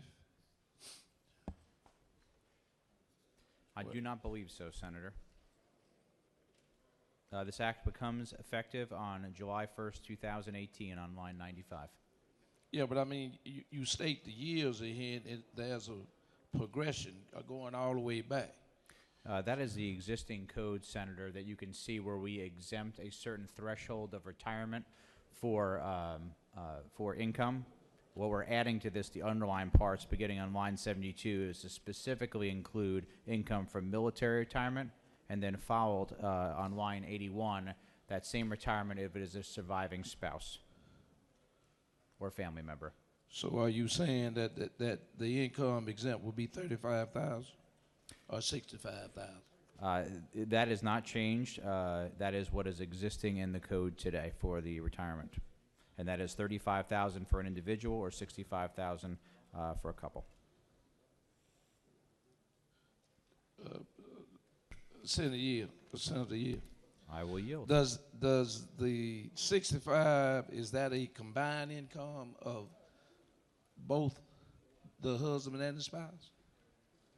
Yes, again, existing code, Senator, if you begin on line 52, says beginning January 1st of 2012, retirement income from any source not to exceed an exclusion amount of $35,000 for each taxpayer meeting the eligibility requirement, or $65,000 for each taxpayer meeting the eligibility requirements set forth that file jointly.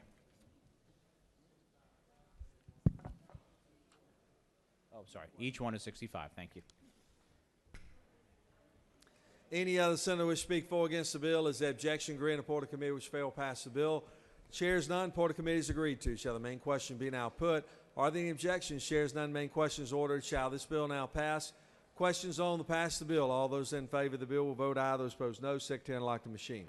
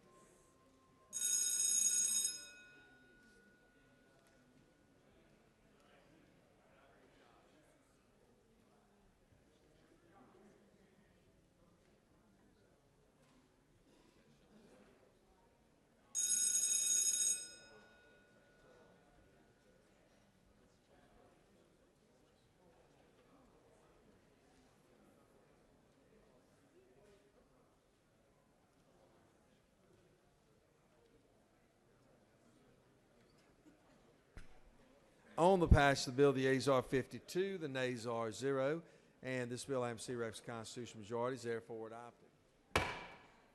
Secretary will read House Bill 982.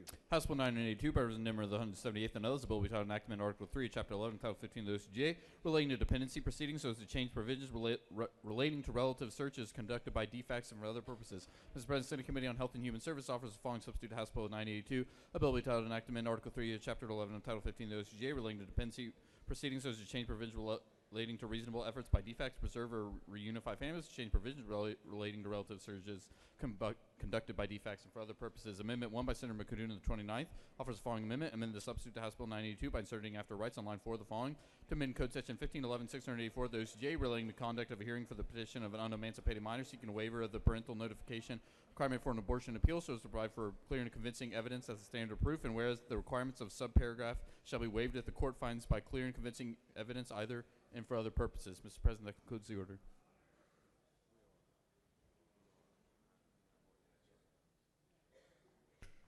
Chair recognizes Senator from the 19th present the bill.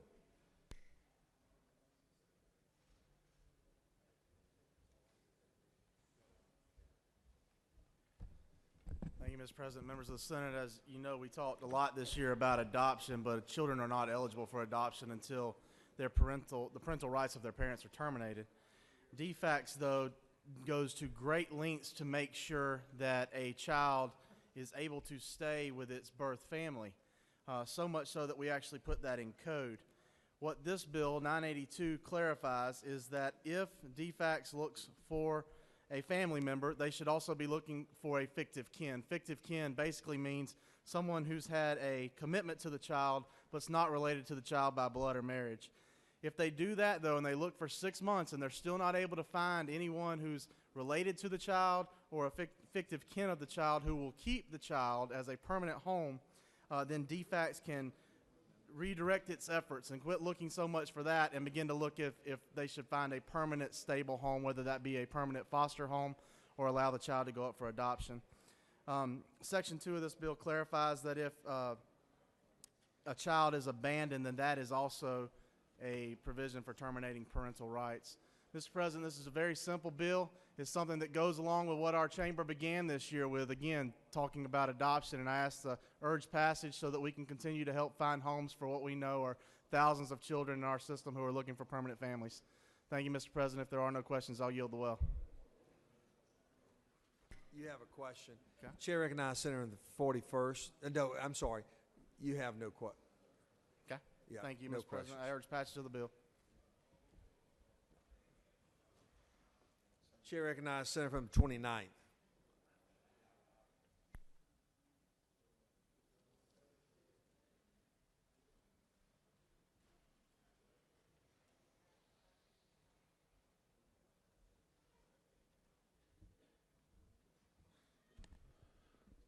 Thank you, Mr. President. The Amendment 1 is simply the operative language of Senate Bill 74, which was previously considered and adopted by the Senate body. All it requires is providing a standard of proof in a proceeding to determine whether or not an unemancipated minor should be excused from the requirements of Georgia's parental notification law on abortion. I understand in the last few minutes there's been some concerns about germaneness. So when I return to my seat, I will ask to be recognized to withdraw the amendment. Thank you, Mr. President.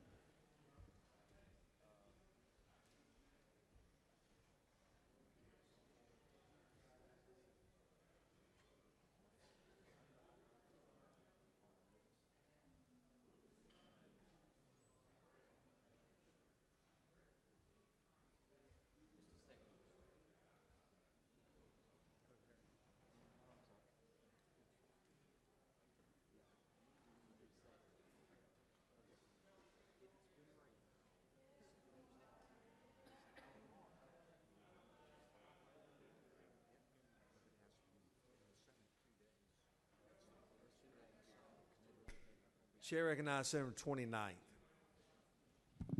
Mr. President, I ask unanimous consent to withdraw Amendment 1. Is there objection? Without objection, Amendment 1 has been withdrawn. Does any other, excuse me, Question is on the adoption of the committee substitute. Is there objection? Without objection, committee substitute is adopted. Does any other senator wish to speak for or against the bill? Is there objection? Agree in the report of committee which fail will pass the bill. Chair is none. Report of committee is agreed to. All those in favor of the bill will vote aye. Those opposed, no. Secretary, unlock the machine.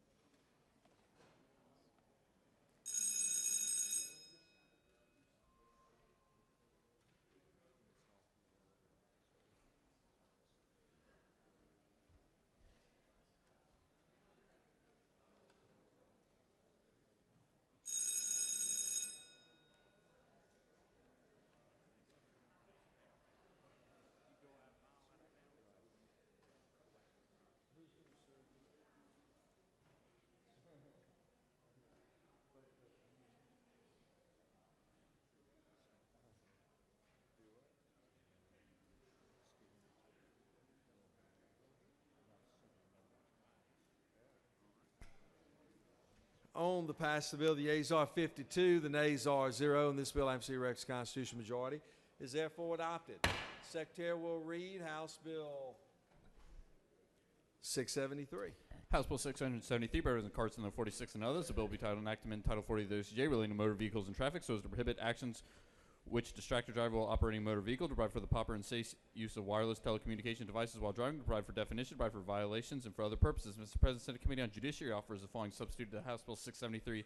A bill will be titled Enactment Title 40 of the OCJ relating to motor vehicles and traffic so as to prohibit actions which distract a driver while operating a motor vehicle, to provide for the proper and safe use of wireless telecommunications devices and standalone electronic devices while driving, to provide for definition, to provide for violations, and for other purposes. Amendment 1 by Senator Martin of the Ninth offers the following amendment. Amend the Senate Committee on Judiciary Substitute House Bill 673 by replacing lines 104 through 106 with the following. 4. Record or broadcast a video on a wireless telecommunications device or standalone electronic device, providing that such prohibitions shall not apply to electronic devices used for the sole purpose of continuously recording and broadcasting video and for other purposes. Amendment 2 by Senator Thompson of the 14th and others offers the following amendment. Amend the Senate Committee on Judiciary Substitute House Bill 673 by inserting definitions on line 4 of the following. To prohibit certain actions while operating a commercial motor vehicle, to prohibit smoking in a motor vehicle occupied by a person under 15 years of age, and for other purposes. Amendment 3 by Senator James of the 35th and others offers the following amendment. Amend the City substitute to House Bill 673 by replacing line 11 with the following. Respectively, to correct cross-references, to provide for a short title to allow the county or district department of family and children services to be notified when certain offenders are convicted of endangering a child by driving under the influence of alcohol, drugs, and for other purposes. Amendment 4 by Senator Jones of the 25th and others offers the following amendment. Amend the Senate Committee on Judiciary substitute to House Bill 673 by replacing $75 on line 122 with not more than $50, but the provisions of Chapter 11 of Title 17 and any other provision of law on the contrary, notwithstanding the cost of such prosecution shall not be taxed, nor shall any additional penalty, fee, or surcharge to a fine for such offense be assessed against a person for conviction thereof and for other purposes.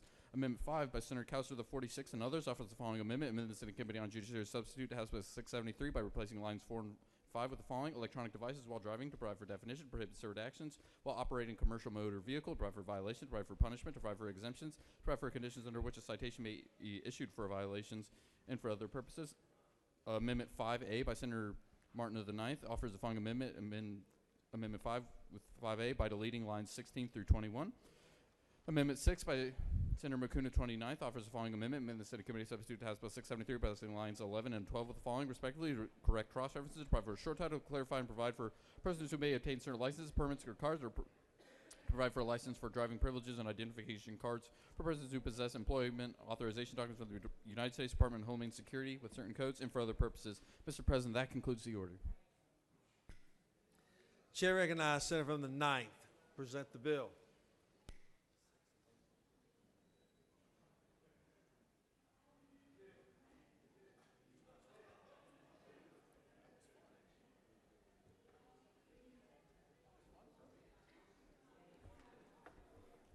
And to think I thought I had friends in here. Thank you, Mr. President. Colleagues, today I rise to present HB 673, otherwise known as the Hands-Free Georgia Act. I do have some statistics to share with you. Currently, we actually have a public safety emergency, I believe, when it comes to operation of motor vehicles.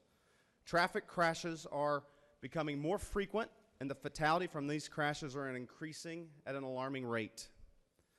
Crashes in Georgia are up by 36% from 2014 to 2016, and the resulting fatalities are up 34% over the same period. 34% increase in fatalities in the state of Georgia from car crashes over the last 3 years. Some of you may say, well, there's more vehicles on the roads. But when you look at the types of vehicles, types of crashes that are showing up, they are this. And number one, rear-end collisions, single car crashes, and 3, crashes by 15 to 25-year-olds. These are all indicative of accidents or crashes that would come from what we call distracted driving. It's a huge problem. Law enforcement has come to the legislature and let us know that the current texting laws are unenforceable and therefore ineffective, and I think these statistics show that. Each of us, we all know this, on our ride home, tonight we're going to see that familiar weave and erratic speeds of drivers who are intoxicated by the glow of their smartphones. I wrote that myself, too. I did.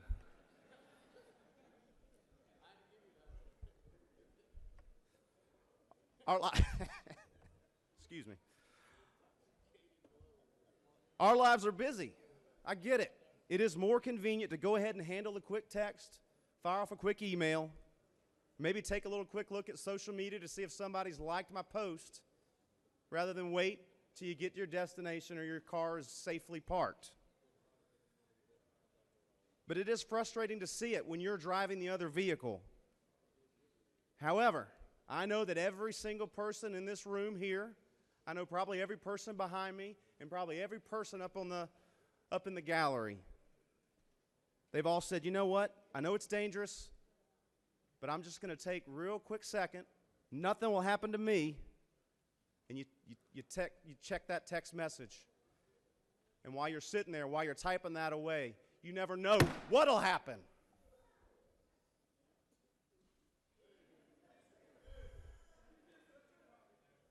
I got that from our rules chairman. But you know what? In that moment, your life may change. It may be bad for you. You may be in a single car accident. You may permanently change the life of someone else in another vehicle. You know what? If you're texting and driving, shame on you if you hurt someone else, if you damage property, if you end a life. If it's yourself and you're making a stupid mistake, that's one thing. But when you're operating a vehicle, you very well have the chance of hurting other folks. When you look at the other types of accidents, the fatalities that are up, it's bicycles and pedestrians. Those are way up on the list. Again, people aren't paying attention. That's why I bring this bill. Under HB 673, Georgia drivers will still be able to dial, receive, or end a phone call by touching the phone. They'll be able to operate GPS navigation, and they'll continue to be able to voice to text, to use that operation. What drivers will not be allowed to do: hold or support their cell phone, watch, record, and I have an amendment that will not allow them to broadcast a video. They will not be able to write, read a text message, internet use, social media, which is currently illegal per current law. The Senate version does change fines. I understand there's an amendment in here that will further change those fines, and they do change the number of points. And I do want to point you to the desk here. There's a letter from the Georgia State Patrol in support of this. Law enforcement is strongly in support of this. And the reason why? Because too many people are dying on our roadways. There are too many accidents. You want to know why your insurance rates are going up? They're going up because people are distracted when they're driving. I see it every single day in my office back in Lawrenceville. People call us, I got T-boned. They ran the light. They never saw the light. They claim they didn't see the light. I got rear-ended. I actually got a text message from somebody out in the hall. One of their colleagues today was rear-ended sitting on the side, sitting on the roadway. Somebody hit them going 45 miles an hour, never hit their brakes. He's in the hospital with a neck brace. And if you were in the committee meetings, you heard from all these people. You heard from people whose lives have been permanently changed. That's why this is important. I'm going to go over a few other folks that endorse this and support this. The Georgia Sheriff's Association, the Georgia Association of the Chiefs of Police, the Georgia Hospital Association, Medical Association of Georgia, Children's Health Care of Atlanta, on and on and on. There's another huge list. I could go over them. I'm not going to because of time.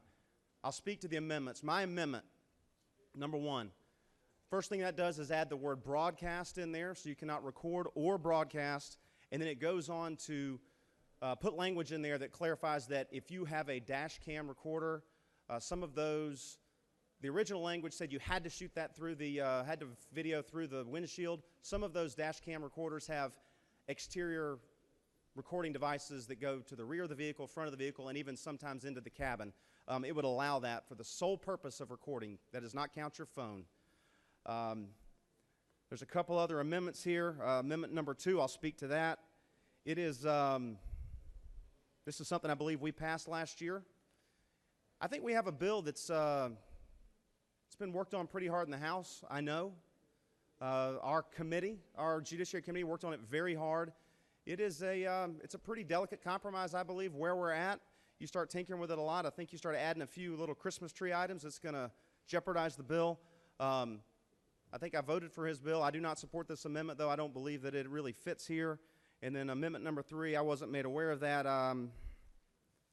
Again, I'm going to go the same way here. I don't believe this is necessarily terrible policy, but I don't believe that it belongs on this bill. I believe this belongs somewhere else, and I believe it could jeopardize the bill.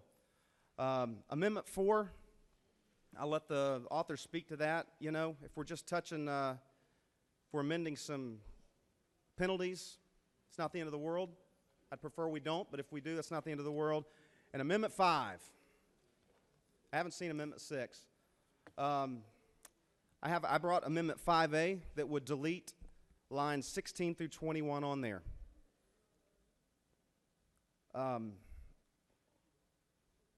The first part of Amendment 5 is something we had discussed that would allow people that have equipped, on their first offense, once they've equipped their vehicle, if they can show the judge they've equipped it with hands-free device, then we would waive that penalty and they would be not guilty.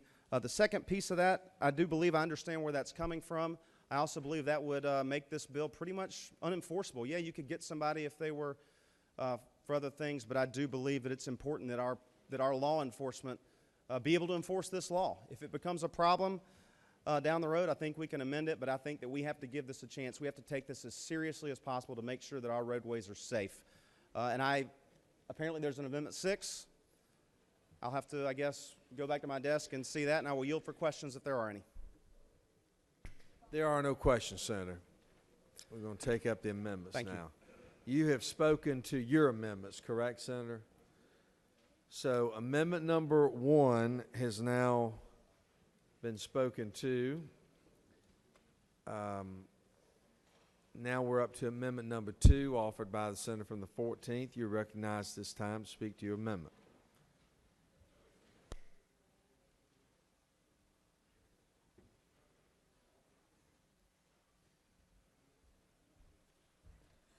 Thank you, Mr. President. I rise to present amendment number 2 that adds smoking in a car to this bill. We passed Senate Bill 330 2 years ago unanimously in this chamber, and it moved pretty quickly over in that chamber before stalling. And we all said smoking in a car was inappropriate and dangerous. Now, previously the author said, speaking of hands-free. Well, it's interesting because you can't be hands-free if you've got a lit cigarette in your hand. And then we're speaking of a glow. Yeah, a cigarette will glow. Not just glow, it'll light you up. And we just talked about an accident. It's interesting because I had an employee that was headed to the home show this weekend that got rear-ended on 75. You know what happened? The person behind him dropped a cigarette in their lap and they rear-ended her. Ladies and gentlemen, if we're serious about distracted driving, let's get serious. There is no place to have lit cigarettes, especially with a child, in a car going down the road. With that, I yield the well, Mr. President. Chair recognizes Senator from the 35th speak to amendment number 3.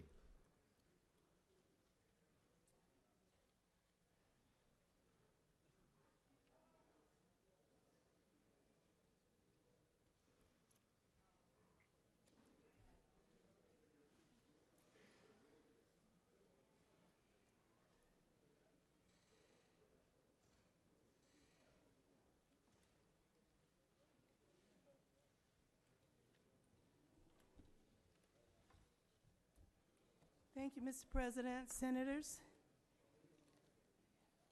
I'm sure that this amendment looks familiar because just a few weeks ago, it went through the committee process here. It's Senate Bill 236, and it passed through judiciary, rules, and here on the floor unanimously and went over to the House.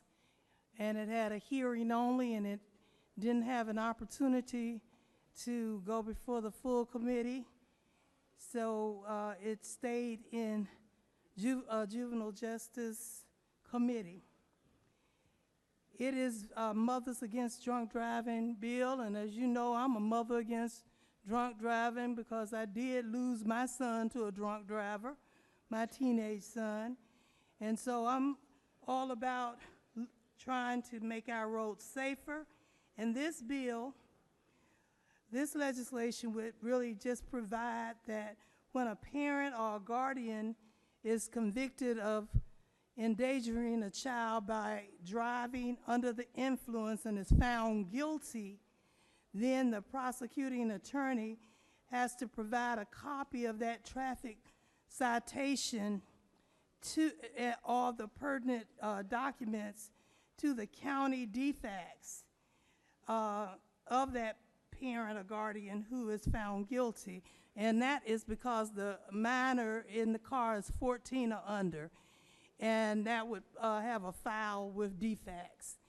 And so this is just a child protection act that would keep the children from being endangered by that driver who has been found guilty of driving under the influence of drugs or alcohol. No question, Senator.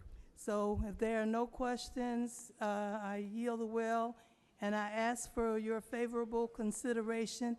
This bill was looked at by Legislative Council, and it does fit this legislation and would enhance this legislation. Thank you. Chair now recognizes Senator from the 25th to present amendment number 4.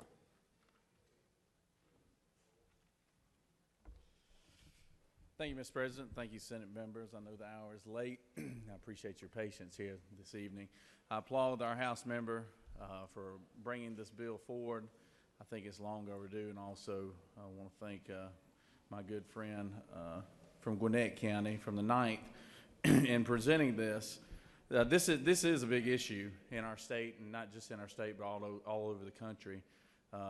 Having run a business and also being in the insurance business, I'm seeing the direct effects of what it's doing to people's livelihoods, young people's lives, and then there's been a lot of tragic situations. In fact, in my district alone, we've had at least 7 or 8 kids that have been killed. And when I say kids, they're high school age teenagers that have been killed and mostly in single car accidents where they've been distracted by texting.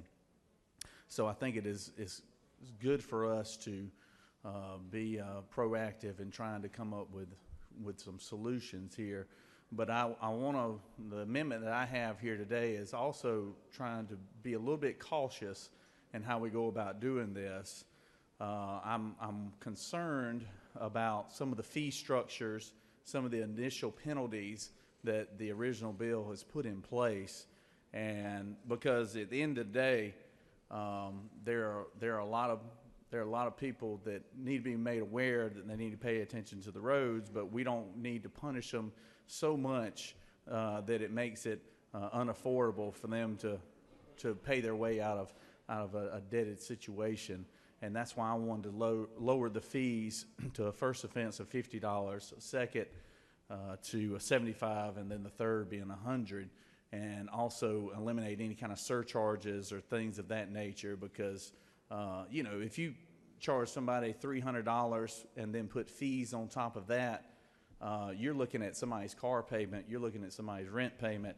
When we're in a country of today, in a state where 40-some% of the population can't come up with $400, if put in and have an emergency situation on hand, they can't come up with $400.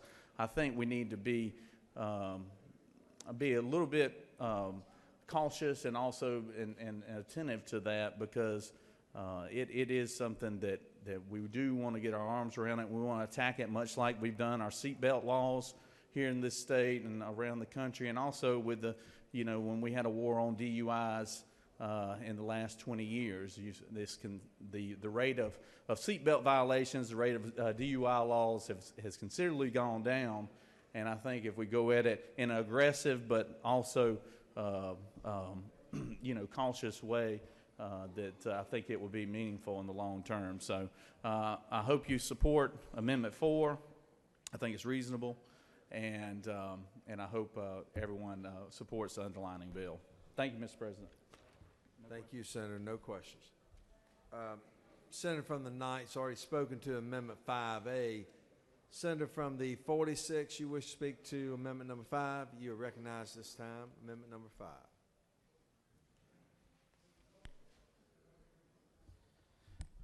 Thank you, Mr. President. Senators, there are two parts to this amendment, and I think if you just look at the top of it, the signatories to this, the co-sponsors of this, you'll see what broad support this has. I'm going to speak mainly to the portion there in lines 12 through 15, and I think my good friend from the 26 and others may speak to the bottom paragraph, but I'll give my support to that. I think every one of us understands the problem of texting and driving and being distracted on your phone when you're driving. There is no excuse for that conduct. It is causing a lot of accidents. It's certainly true with the younger people. I think the data shows especially are not as mature and are more easily distracted. And we have to do something as a state, as a society, to help make our roads safer. But what we don't want to do is go overboard, and I do concur with the amendment from the Senator from the 25th to make the fines more reasonable. You still get the point. You're violating the law. It puts points against your license, and we will take your license away if you continue with this conduct. But I think that's a more measured approach than maybe the first version of this bill. What I like to see us do is change behavior. We have got to make drivers stop messing with cell phones for whatever reason, to the extent that it distracts you and affects your driving. Technology is going to make this much better soon. New cars come with the hands-free. The car will talk to you. Your phone is plugged into it, and you really ought to be put under the jail if you are continuing to work with the cell phone when you have the technology available not to. But a lot of vehicles don't have that. So you need to obtain that hands-free technology. My good friend from Macon, the senator from the 26, you see him wearing that headphone at all times. He has bought the device to allow him to be a safer driver, zipping up and down to Macon. What this portion from lines 11 to 15, zipping within the speed limit, obviously, but you're gonna have to take that cigar out, though. I'll tell you that. We're gonna outlaw that right quick. And I hope he's not packing, as he said he can't walk and chew and carry his gun at the same time. But and not joking about this, what this provision does, it's very, I got the idea it's similar to if you are charged with driving without insurance. The law allows you to go get your insurance reinstated before you go to court, and then we have modified your conduct. We got you insured, and you don't get punished for driving. Actually, I like driving on a suspended license because it got suspended, your insurance lapsed or whatever.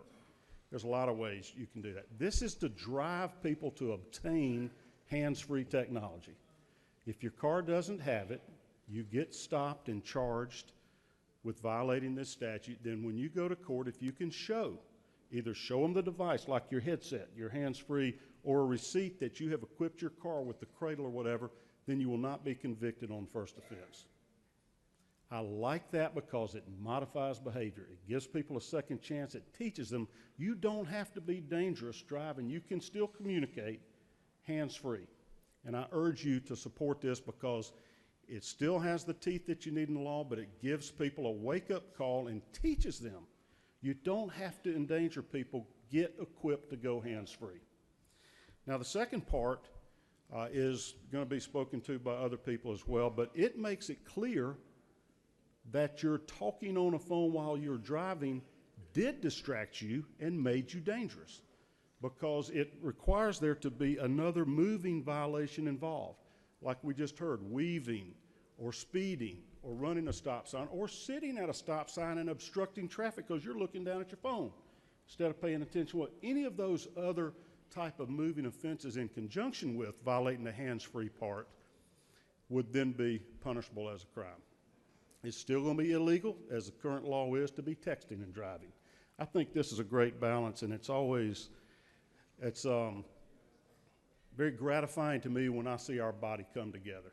When you look on this, you see the chairman of the Legislative Black Caucus.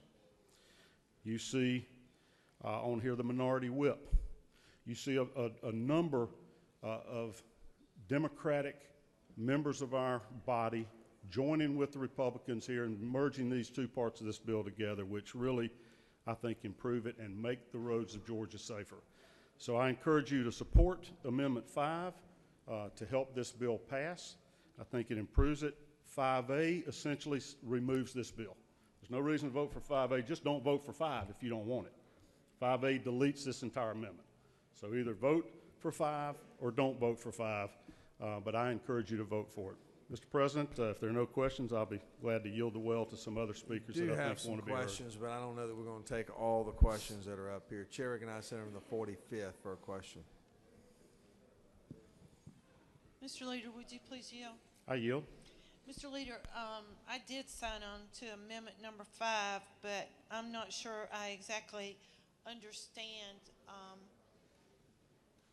all of it. So my question is on lines 18 through 21, and when you're talking about probable cause, is that when you're saying like a moving violation pre-exists, like you were talking about weaving? I mean, there has to be a reason?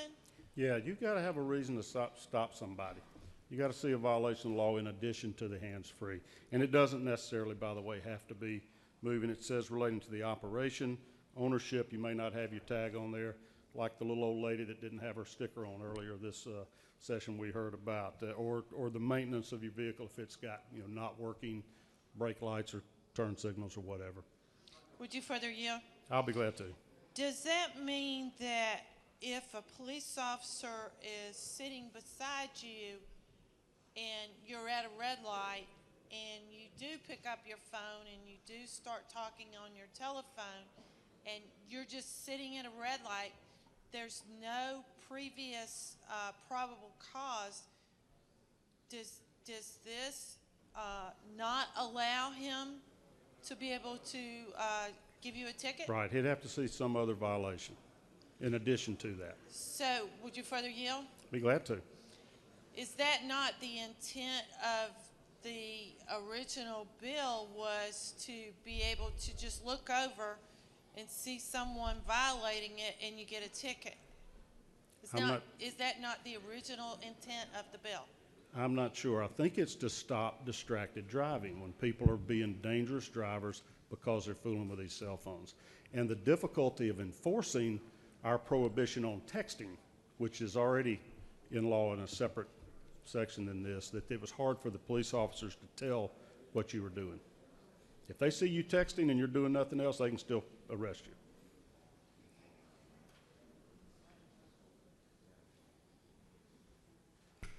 Chair recognizes Senator from the 32nd for a question. Senator, would you yield for a few questions? I yield. First of all, on lines 12 through 15, I'd like to know how the court would know if the person is actually using the device or going to use the device that they take with them to court. They'll never know. But if you get a second offense you'll be guilty. You can only do this once. I mean, obviously, if somebody goes to the effort of obtaining a device or proof that they've purchased one, then I think it's reasonable to expect that they would be using it. Would you yield for another question? I yield. You may know that there are families in the gallery of people who have lost loved ones. Is it not true that their family members didn't have a second chance? That's true. And then, would you yield for one more question? Be glad to yield. On the second section about probable cause, I want to make sure I understand. Does this mean that if someone is driving down the road with their phone in their hand, talking on their phone, but they're not breaking any other laws, that law enforcement could not stop them? I think that may be accurate unless they were texting or doing something that's deemed to be distracting them. Thank you, Senator. Chair recognizes him from the ninth. He'll be the last question. Thank you, Mr. President. Will Senator yield? I yield. Is it not true that of the 15 states plus the District of Columbia that have enacted hands-free laws, that 13 of these have seen an average decrease in traffic fatalities of 16%? I don't know, but I do know that this second section here came from the state of Virginia, so I think a lot of laws have what they call a secondary violation like this. I don't know the extent of their laws. And isn't it true that in those states that have them as secondary violations that the impact is not nearly as great? I don't have any reason to believe that's true. Hey, listen, we want to stop this. I mean, we're all trying to craft the solution to discourage Georgia drivers from texting or talking on their phone or being distracted while they're driving. It's dangerous. We don't approve it.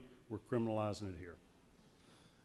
Is it not true that you and I agreed for the first part of this amendment, which is why I offered Amendment 5A, because I agreed with you that we could come to... I hope you do agree with that. I think we do, and of course I co-signed your Amendment 1 with you. I support you on that one as well. Will you yield for another question? I will. Is it not true that the State Patrol, the Sheriff's Association, the Association of Chiefs of Police came to us and said that it is already almost impossible to get people on this law, and that your amendment actually is going to continue to make this law almost completely unenforceable? That is not accurate, and I'm glad that they support this bill, and I hope that we'll pass it. Ask for your support of it. No more questions. I'll yield the will. Chair now recognizes Senator from the 6th to present, I'm sorry, how about Senator from the 29th to present Amendment number 6?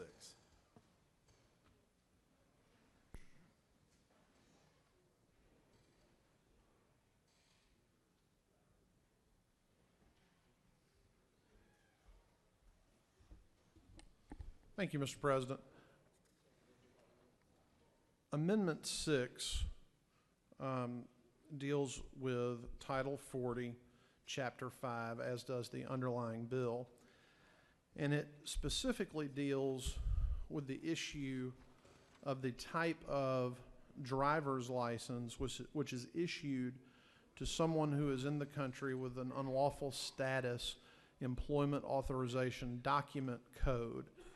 That includes deferred action recipients, but also includes folks in other categories. And what it essentially does is it says that these individuals will still be eligible to obtain a driver's license or a special identification card, but the legislature is directing that the department issue another license for a driving privilege or identification card for persons possessing an EAD, an unlawful status EAD code. So just so that it's very clear to law enforcement, to other government personnel, that when they are presented with a driver's license from someone who has one of these unlawful status EAD codes, they know who they are dealing with. Unlike some previous versions of this language that's been before the Senate over the years, this does not make it unlawful to display that driver's license or special identification card for identification purposes. It merely asks that the state of Georgia provide some distinction between the driver's license held by a lawful resident of this state and country versus someone who does not have lawful status to be in the country. And Mr. President, with that, I'll yield for questions. If there are no questions, I will yield the well. You do have a question by the senator from the 42nd back there. No, she waves off. It's always, no further questions. Always great. Anybody else want to wave off? No. Chair recognizes Senator from 36 for 36 to speak to the bill.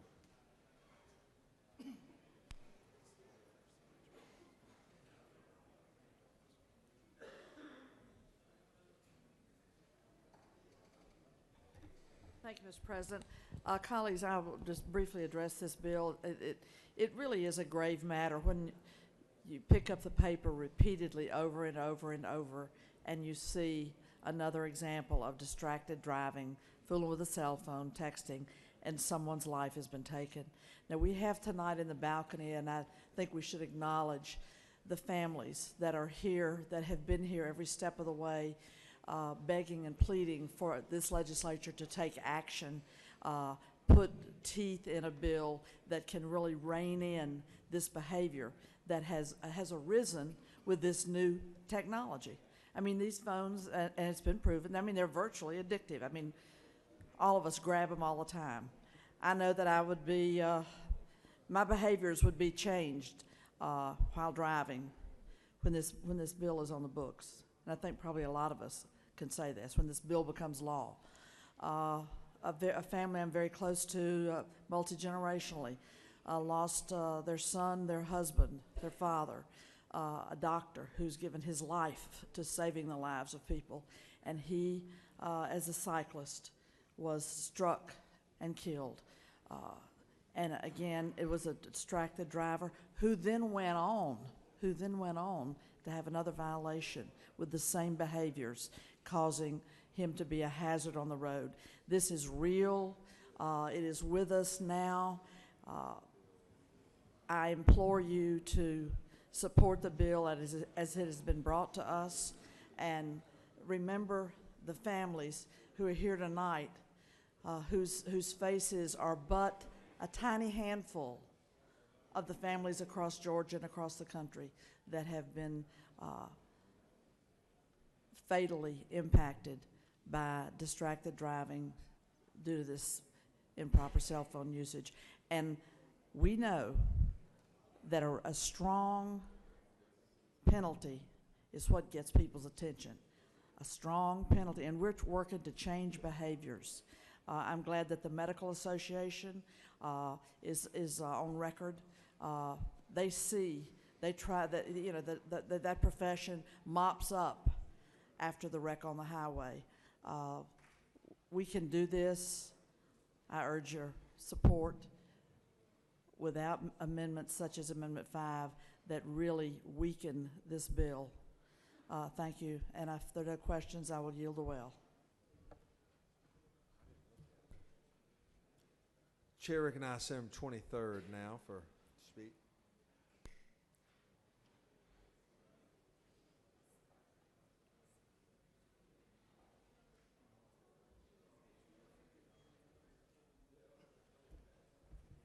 Thank you, Mr. President. Senators, I know the hour is late, and I don't take the well very often, especially on amendments to a bill, but this one I have to speak about. Now, most of the amendments are fine. I think 1 through 4, no problem. They deal with different problems, but they don't gut the bill. This is very personal to me. I told everyone that I've talked to that I thought that this was probably the most important bill we would take up this session. Look at the increasing rate of highway fatalities, our increasing insurance premiums. If you had been at the hearing on this bill, you would have seen the mothers and fathers of children who were killed by drivers who were using their cell phones. I don't know if they were weaving before they crashed into the car that they killed the other driver in. I don't know if they had failed to move when the stoplight changed. Several of these were constituents of mine, and I'm sure some were constituents of yours. We had a terrible tragedy involving a family from Millen, from Jenkins County. There were 5 nurses driving on I-16. I-16 is relatively safe. There's a lot of truck traffic, but one particular truck driver was using his handheld device while he drove, and he did not even brake. He drove straight over their vehicle, killed all 5, and terribly injured the other. This hits home to me. When I was 16, I woke up one night, very late, early morning actually, to the news that my brother had been killed by a drunk driver just a few miles from the Capitol. A driver entered the freeway on the exit ramp and killed my brother and his girlfriend and himself. Well, if you talk about the relative risk of driving while using a cell phone to driving while drinking, the experts will tell you there's almost no difference.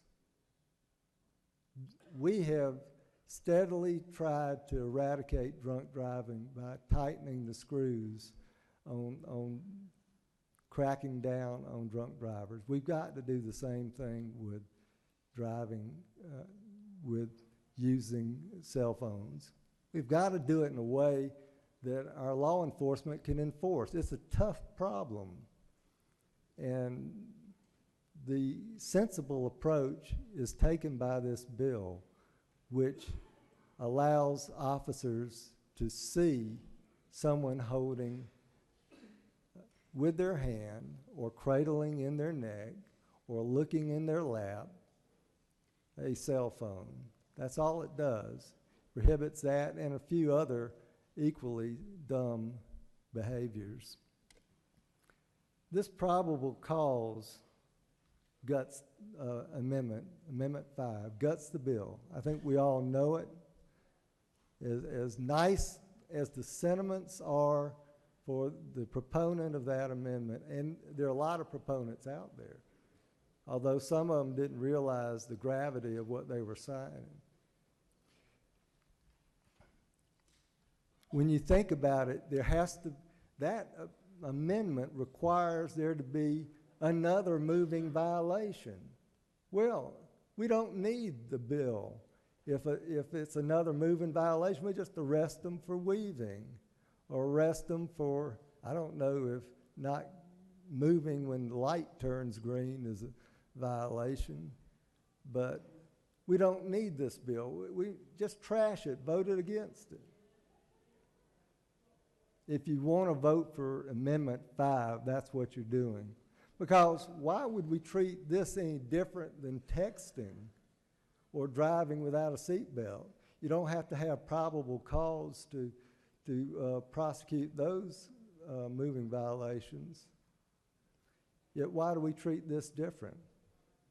When the officer can see the person violating the law but can't do anything about it. Changing unsafe behavior is hard. I mean, it's going to be hard for me. I'm sure it'll be hard for most of us. But this is the right thing to do. And I think we need to support our colonel and the State Patrol that risk their lives every day out there trying to make us safer on the road. Vote for the bill. You can vote for Amendments 1 through 4, but please don't vote for Amendment 5. Mr. President, I yield the will. Chair now recognizes Senator from the 19th.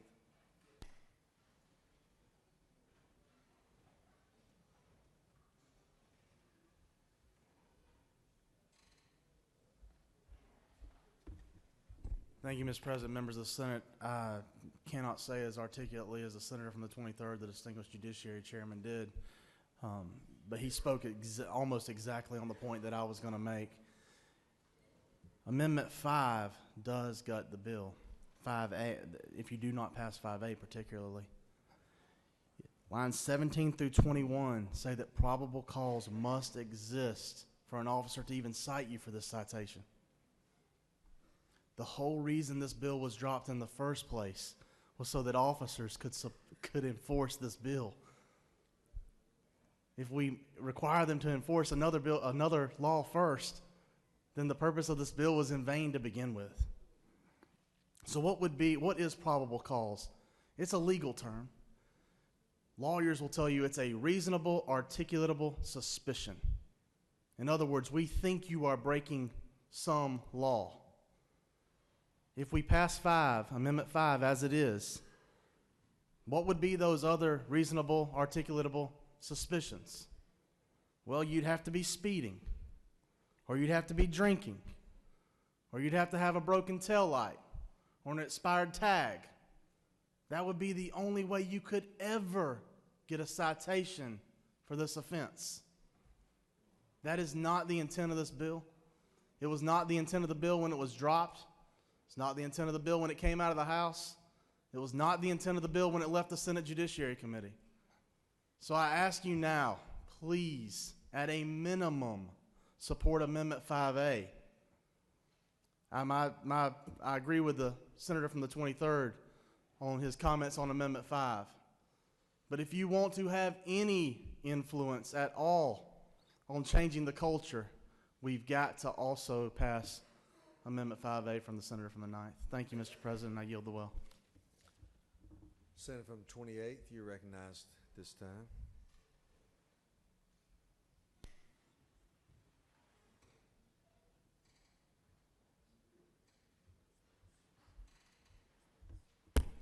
Thank you, Mr. President. Ladies and gentlemen, I want y'all to think back to the day before you announced to run for this seat. To the seat you're sitting in, I want you to think back to that day before you announced. And I want you to remember the courage it took to take that leap forward. To be sitting where you are today took courage. And to cast this vote will take courage. It will take everything you've got to do the right thing. Technology has outpaced us. Our laws, our government cannot keep up with it. The wheels of justice turn slow, and that is by design. And if we pass this bill, technology will catch up to the law. Everything you are doing today in your car, and we are all guilty. Every single one of us is guilty. But the technology will catch up. You will be able to do what you're doing today, but you will be able to do it in a safe manner. You wait and see. So let's quit slowing down these wheels of justice that are already turning slow by watering down this bill with all these amendments. I say no on all the amendments. Let's pass this bill. Let's do the right thing, and let's save people's lives. With that, I yield the will. We have a number of speakers.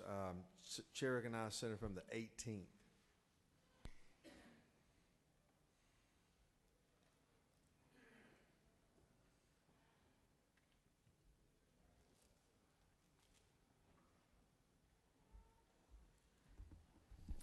Thank you, Mr. President. Good evening, colleagues. Sorry my voice is about shot, but I felt compelled and moved to address you.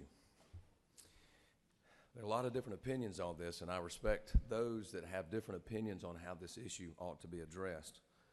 But this is a very, very serious issue.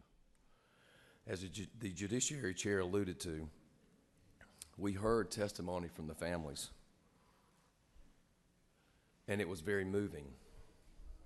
But one of the things that I was most moved by, they traveled from all over the state to come talk to us, is not, or very much, or much unlike a lot of the people that roam the halls and come to our offices that want something for themselves.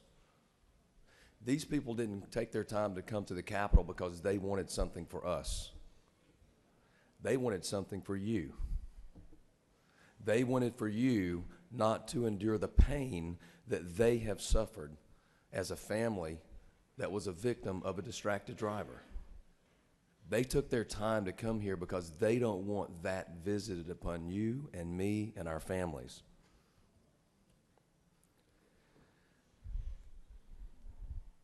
We need to vote for the bill. And as to Amendment 5, as the senator from the 19th spoke, we need to vote down that amendment, or at a minimum, vote for 5A, which takes out the last paragraph, which does, as has been described by several, it guts the bill. So let's think about it. What does this mean? What does that language do to this bill? So it says that violators can only be ticketed if they're violating this law and another law at the same time. Y'all think about other circumstances in the law where you can only be cited if you're violating that law and another law. Used to be seatbelt, but not anymore. You can't do that anymore. That was the one example. Other than that, we could sit here all night, folks, and you won't come up with another example because it just doesn't make sense. We're going to pass a law, but you know what? You get a free ride, you get a free pass, you're not going to get a ticket, you're not going to get arrested unless you're doing something wrong also that violates the law. Doesn't that devalue the first law that we passed? Well, of course it does. It just doesn't make sense. If we really want to change behavior,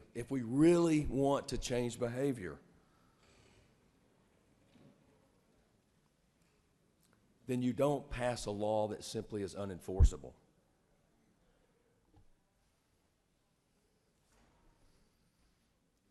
I represented a doctor one time, and he made a comment to me that I thought was funny, and then he was being serious, and he told me it was backed up by medical evidence.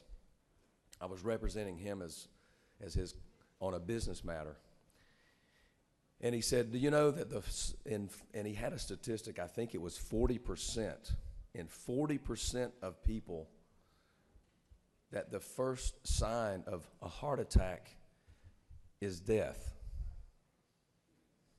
Sounds funny, but it's true. Unfortunately, a lot of people that have a myocardial infarction, they die on the spot. There's not a warning. You don't get a chance to think about it. You don't get a chance to know that it's coming. So I ask you,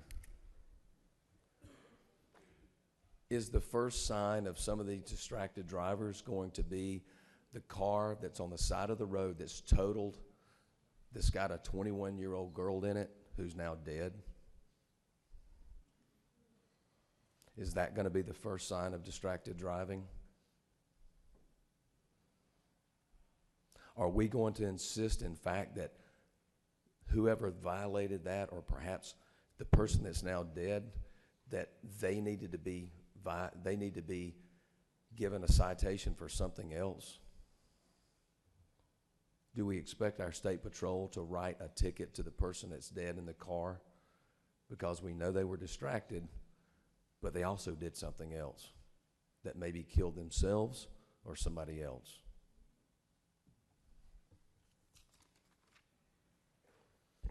Folks, these phones are cracked for kids. It is. I have two children. I have a 21-year-old daughter and a son who turned 20 yesterday. I know they are addicted to kids and adults. And this is a new phenomenon.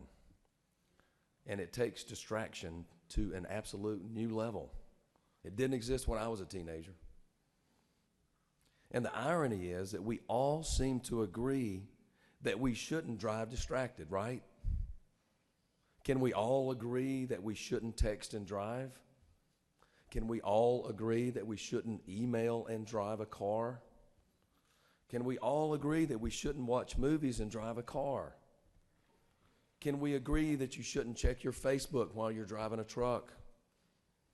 Can we agree that you shouldn't check your Snapchat while you're driving down 75 at 70 miles an hour?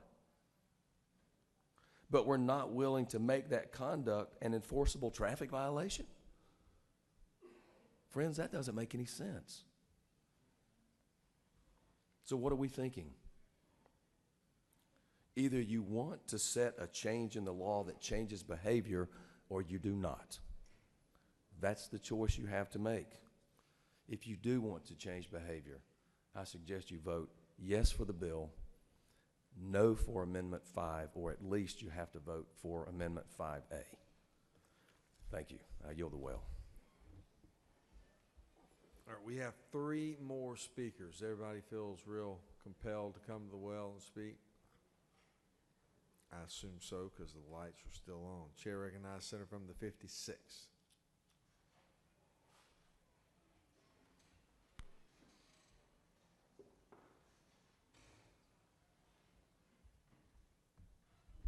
Thank you, Mr. President. The night is long, so I will be brief. It is everywhere. Just look around. No one in this room can tell me they haven't stopped in an intersection in the last 24 hours and looked around and didn't see almost everybody playing with their telephone. They have to put them down. I don't typically like bills like this. I'll be perfectly candid with you. But this is a crisis that we have to embrace in law and change. Senator from the 28th spoke about the technology, and that's very true. I will make one correction. The technology is actually here today. I use my phone the entire car ride, and yet I never pick it up. My friend Siri can read my messages to me aloud. Text messages she can send. She can call anybody in my address book and do anything that I safely need to do, and that is on probably every single phone of every person who is in this building right now. And if it takes each one of us 15 minutes to learn how to use that, take 15 minutes and learn how to use that. I'll give you a lesson before we leave today. The time is to act. We've used some examples here that it's the same as eating a cheeseburger or drinking a Coke. Well, it's not. It actually uses your cerebral cortex to actually look at your device and to read it. And it does change the way you act. There are a few things that we're going to do here this year that is literally going to save somebody's life. We have to act to do it for 2 reasons. One is the memory for some of you that are here today, and thank you for coming. And for the future folks whose lives will be saved because we chose to act. Thank you. I'll yield the well.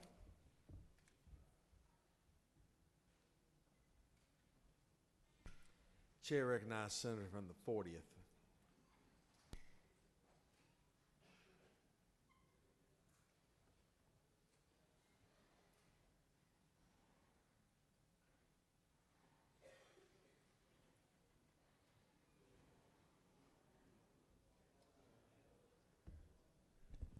I too will be brief. Thank you, Mr. President. I hope my wife isn't watching this, as I have to confess that I was probably actually wrong on something. I know, I can't believe it either. And I'm not as eloquent as those 2 gentlemen before me. But during this whole debate, I think some of us have learned some things we weren't aware of. Number one, I've been down here 20 years. I had no knowledge about a distracted driving statute for when people were eating sandwiches or doing whatever they were doing, except for phones were excluded from it. And I got to thinking, I guess I'll speak from the old perspective since the younger people have spoken here. I'm certainly not technologically proficient. Quite frankly, this bill will cause me to have to change my entire behavior. I don't think Siri likes me. She doesn't always answer me when I try to call her. But I think when you listen to what people have to say, and there's people in this gallery, I've been guilty of it. I've been guilty of almost running into somebody. I've been guilty of going across the lanes. And, you know, the world has changed. Some of us in this room have grandchildren. And we really aren't setting a very good example for them when it's all said and done. Do what I say, but not what I do. Think about that. Do what I say, but not what I do. We passed bills at one time. Quite frankly, I don't care if it's hands-free or not. I don't care if it's sitting on my dashboard, on the console, or wherever you guys say I can put the phone. You're still distracted, folks. I mean, let's get real here. Most of us probably, at the end of the day, need to drive our cars, and that's it. Trust me, particularly as you get older, your reactions are not as good. And particularly if you live in this area.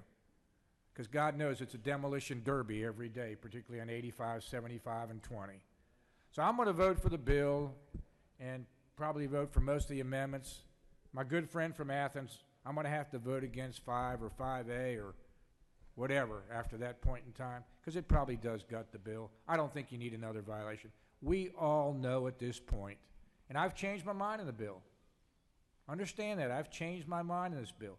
I don't think it's a granny state thing, because we're talking kids 18 to 25 with the statistics that they give you. Well, these people in the gallery who've lost young ones, particularly young people. So at the end of the day, yeah, this is one of those cases, not where we do it for the children. We're going to do this one because it's the right thing to do. Thank you, Mr. President. Chair recognizes Senator 29th.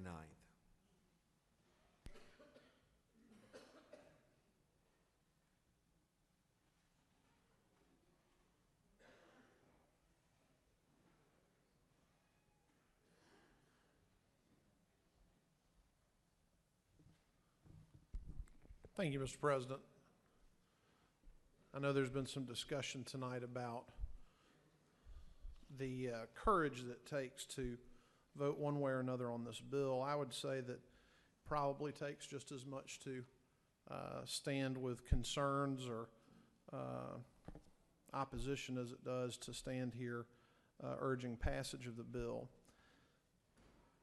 You know, we talk a lot, or at least I hear a lot of people talk about limited government, trying to make sure that the government does the least it has to do to accomplish the stated goals in our federal and state constitution. And obviously public safety is one of those goals. So the question becomes, how is something tailored in a way to achieve the intended purpose? And the intended purpose, I would think, would be to stop people from using their technology for purposes other than placing telephone calls. And what we are saying in this bill is we are saying that holding a phone up to your ear is going to be a misdemeanor when you make a telephone call. Now, if you're a ham radio operator under this bill, and you're using your ham radio like this and talking into it with the antenna obscuring your vision, that is legal under this bill, but this is illegal. It is hard for me to understand the distinction that's made. There's an exception in the bill at line 91 about a device worn on a wrist to conduct a voice-based communication, the smart watch. That was not in the House version. It's in the version that's before us today. So you're going to be able to operate your smartwatch. I'm not sure how that is going to be enforced versus the telephone. There are just a lot of questions about the bill that's before us and how it has been tailored in such a way as to accomplish the desired effect. I mean, the testimony in committee was that in 2014, 2015, and 2016, we started seeing these additional accidents that were discussed earlier. And obviously, people have been using mobile telephones before the year 2014. So it, I think, stands to reason that the problem is not that people are making telephone calls. The problem is that people are using these computers for other purposes. And I think that's why Amendment 5 makes a lot of sense, because somebody using their telephone to make a telephone call isn't going to be weaving or following too closely or violating other traffic laws. But someone who is on social media while driving, or texting while driving, or surfing the internet while driving, there's going to be other indicia that they are doing that. And that will allow for the enforcement of this law. And, I think the approach you would want to take is an incremental approach. And I think by adding Amendment 5 to this legislation, that's what you're doing. You're saying this is a public policy priority. It is something we're going to take the extraordinary step of putting in our code, but we are going to take it one step at a time. And I think it was referenced earlier, that's how we started with the seatbelt law. It required a secondary violation. So I just think when you think about balancing the need for public safety with the mandate of trying to make the smallest possible impact by government on a person's daily life, Amendment 5 strikes that right balance. And so I hope that you will support Amendment 5 and then support the bill as amended. And with that, Mr. President, I will yield the well. Thanks, Senator. Chair recognizes Senator from the 9th. Close the debate.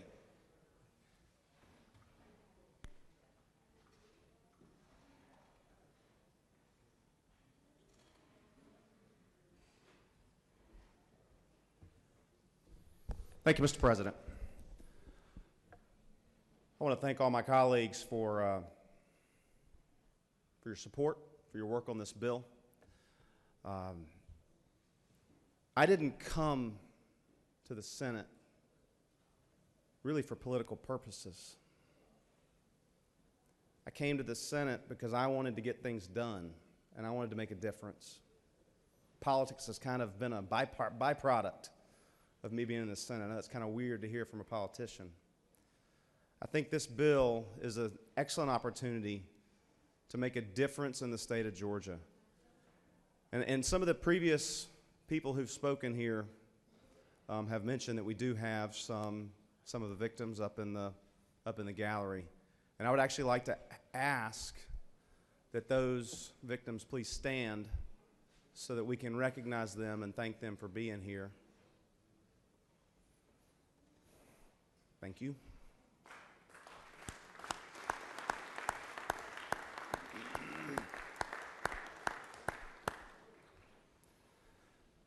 You know, I hit the podium earlier, and it hurt. But the reason I did that was to symbolize just how quick something can happen. Looking away just for a moment can have a drastic impact on your life. I think today is our opportunity to make a big change, to make a difference, to be able to change the behavior that's been cited by the majority leader. We need to change behavior. I agree.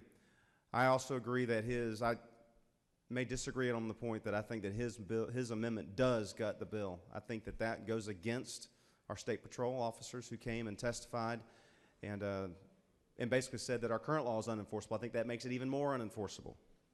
I agree with the senator from the 18th. You have to break another law to be found guilty of this law. It just doesn't make sense. If you're distracted, you're distracted.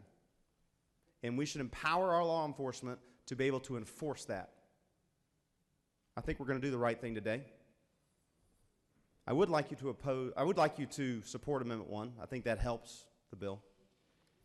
I would ask for you to oppose Amendments 2, 3, 4, and 5, and 6 for that matter. 2 and 3 just they don't belong here. I'm not saying they're terrible. I'm not saying they're terrible ideas. We're dealing with an issue that doesn't need to be tinkered with. It needs to go back to the House for an agree.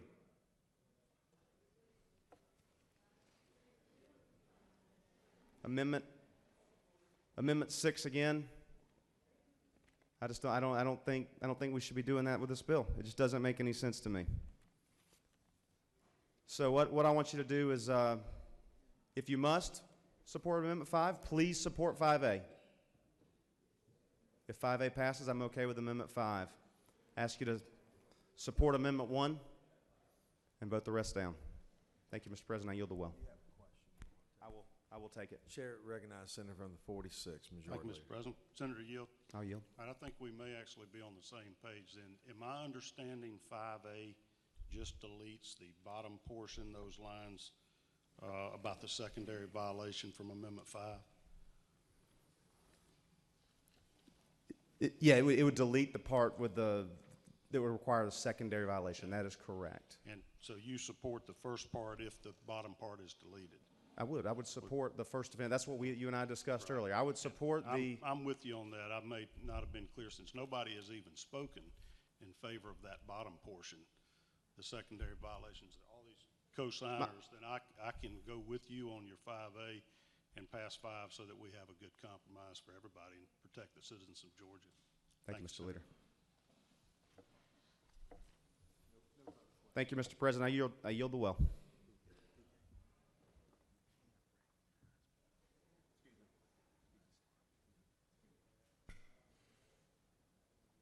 Okay, we are ready to vote. The question now is on Amendment number 1, authored by the Senator from the 9th. Is there objection?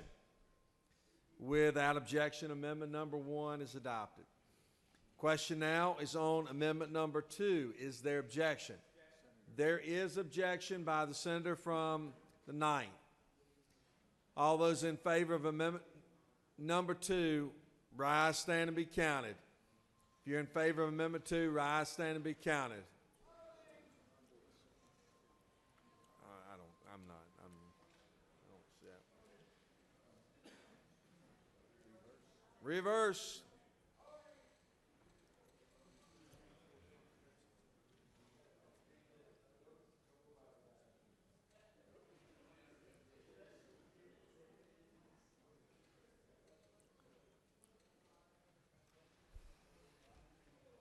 On Amendment 2, the yeas are 8 and the nays are 38, and the amendment has lost. Question now is on Amendment number 3. Is there objection? There is objection on Amendment number 3. All those in favor of Amendment number 3 will rise, stand, and be counted.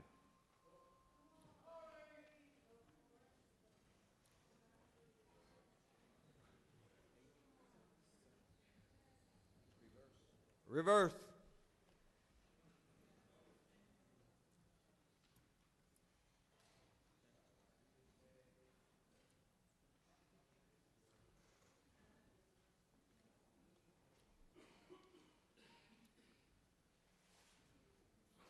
On Amendment number 3, the yeas are 15, the nays are 26, and the amendment has lost. Question now is on Amendment number 4, authored by the Senator from the 25th. Is there objection? There is objection. All those in favor of Amendment number 4 will rise, stand, and be counted. If you are in favor of Amendment number 4, you can rise, stand, and be counted.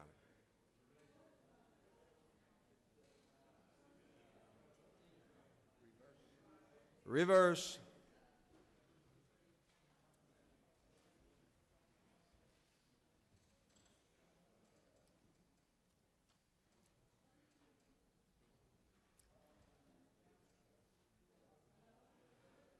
On Amendment number 4, the yeas are 25 and the nays are 22. And the amendment has passed. Senator from the 9th is wishing to reconsider. You recognize this time for the motion. Mr. President, I move to reconsider. Senator has moved for reconsideration of Amendment number 4. All those in favor of the motion for reconsideration, rise, stand, and be counted. If you're in favor of reconsidering your actions, state your inquiry. I'll wait till after the. All right. Reconsidering. State your inquiry, Senator. Mr. President, isn't it true that if we can pass this without reducing the the penalties, that it will give it a better chance to be agreed on by the House. Senator has great passion for which he speaks. Reverse.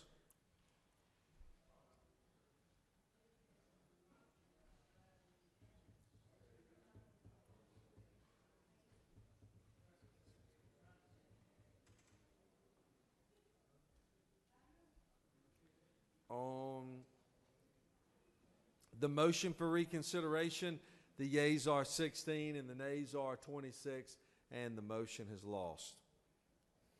Question now is on Amendment 5A. Is there objection? Without objection, 5A is adopted. Question now is on Amendment 5 as amended. Is there objection? Without objection, Amendment 5A is adopted. Question now is on Amendment 6. Is there objection? There is objection. Senator from 29th, what purpose you rise? Mr. President, I move the yeas and nays. Senator is moving the yeas and nays. Senator from the 42nd, what purpose you rise? Parliamentary inquiry. State your inquiry. I would like a ruling on the germaneness of Amendment 6. There's actually a couple amendments on here that were very questionable of whether or not they were germane, and I was trying to let the body make that decision, so I will let the body make this decision as well. The senator from the 29th, however, has moved for the yeas and nays. Shall the yeas and nays be sustained? 1, 2, 3. All right, clearly 5 having voted on the yeas and nays. All those in favor will vote aye. Those opposed, no. Secretary will unlock the machine.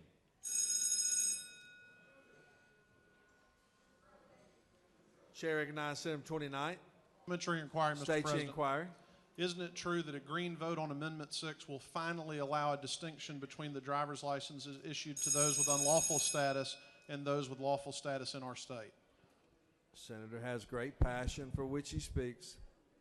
Chair recognizes Senator in the 42nd. What purpose you rise? Parliamentary inquiry. State your inquiry. Isn't it true that adding this amendment on would undo all the work and all the passionate speeches we just heard for the last hour and put this bill in a position to be killed before the end of the session? And we should have a red vote. Senator has great passion. Chair recognizes Senator 36. True, isn't it true that we should vote red and not include that issue in this bill? Senator has great passion for which she speaks. Chair recognizes Senator from the 20th. Isn't it true that this is too important of an issue to muddy it with this amendment, and you need to vote no? Senator has great passion for which he speaks. On the amendment, amendment number 6, the yeas are 19, the nays are 32, and the amendment has lost. Question now is on the adoption of the committee. Senator from the 40th, what purpose you rise? Your light's on. Question is on the adoption of the committee substitute as amended. Is there objection? Without objection, committee substitute as amended is adopted. Is any other senator wish to speak for or against the bill? Is there objection? Agree in the report of committee which favor pass the bill. Chairs none. Report of committee is agreed to. Shall the main question be now put? Are the objections? Chairs none. Main question is ordered. Shall this bill now pass? Question on the pass the bill. All those in favor of the bill will vote aye. Those opposed, no. Secretary will unlock the machine.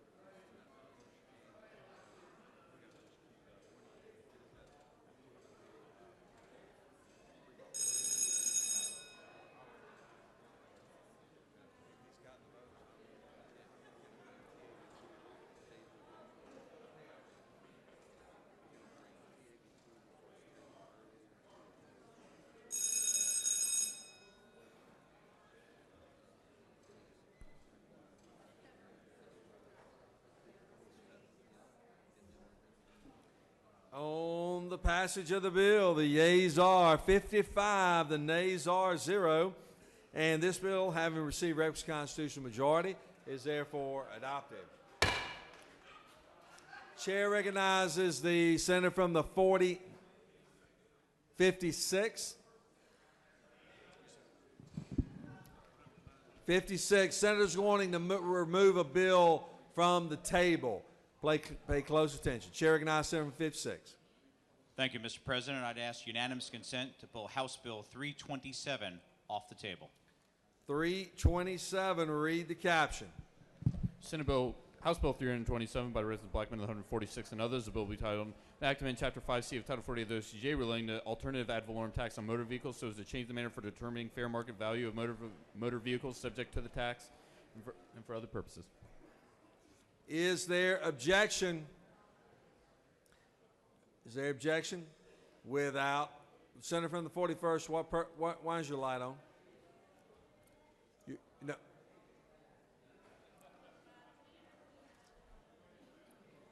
You have a question, or are you?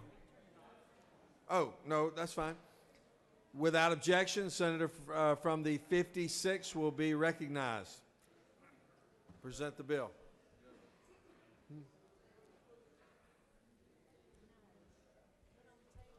Put on the table. Thank you, Mr. President. House Bill 327, which was tabled earlier, gave a little time for us to work with the Superintendents and School Board Association. This bill is a continuing work on updating. Senator, suspend. Excuse me. You can yield the well.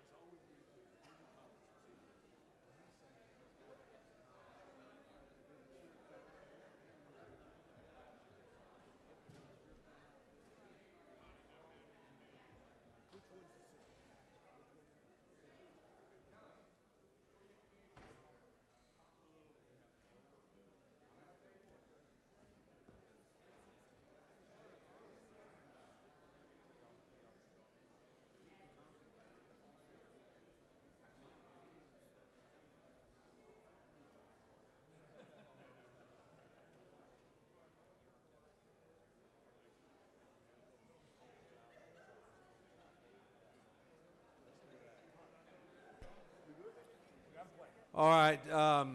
Sorry about that. It's getting late, and when a bill's put on the table and removed, it does go to the foot of the calendar. And so, thanks to the senator from the 31st, who was wide awake, bright-eyed, and bushy-tailed, to quickly remind me. Chair recognizes senator from the 35th, is it the 35th that's wishing to remove your bill from the table? It will also go to the foot of the calendar, but if you would like to do that, that's perfectly fine. It'll be available. Huh?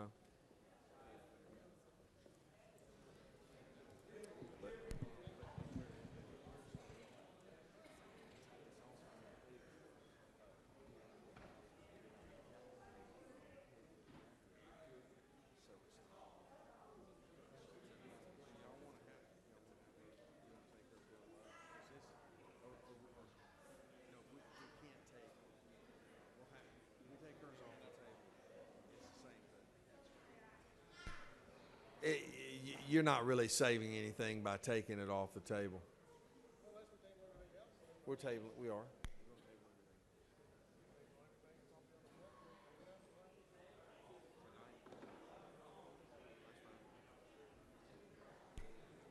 Senator from the.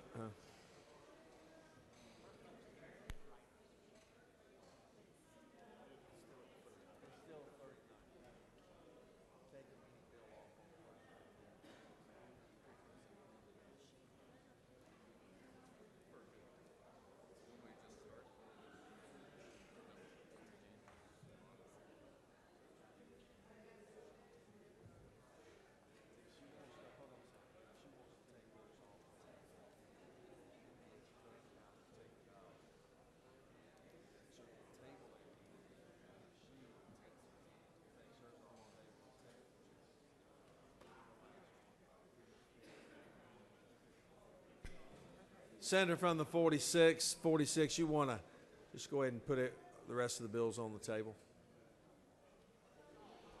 Mr. President, being at this hour, I'd like to make a motion to put all remaining bills on the rules calendar on the table so they'll be available to be called off on day 40. The majority, quick on the draw there.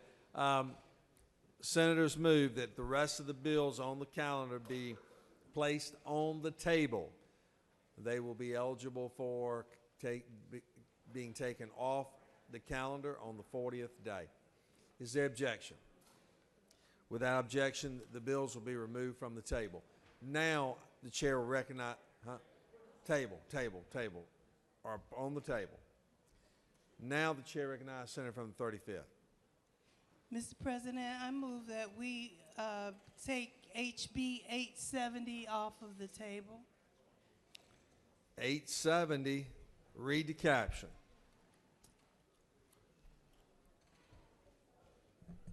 House Bill 870 by Representative Bruce of the 61st and others. The bill will be titled An Act to Amend an Act to incorporate the city of South Fulton and Fulton County, Georgia, approved April 26, 2016, and for other purposes. That concludes the order. Chair recognizes Senator from. Is there objection? Without objection, Chair recognizes Senator from the 35th.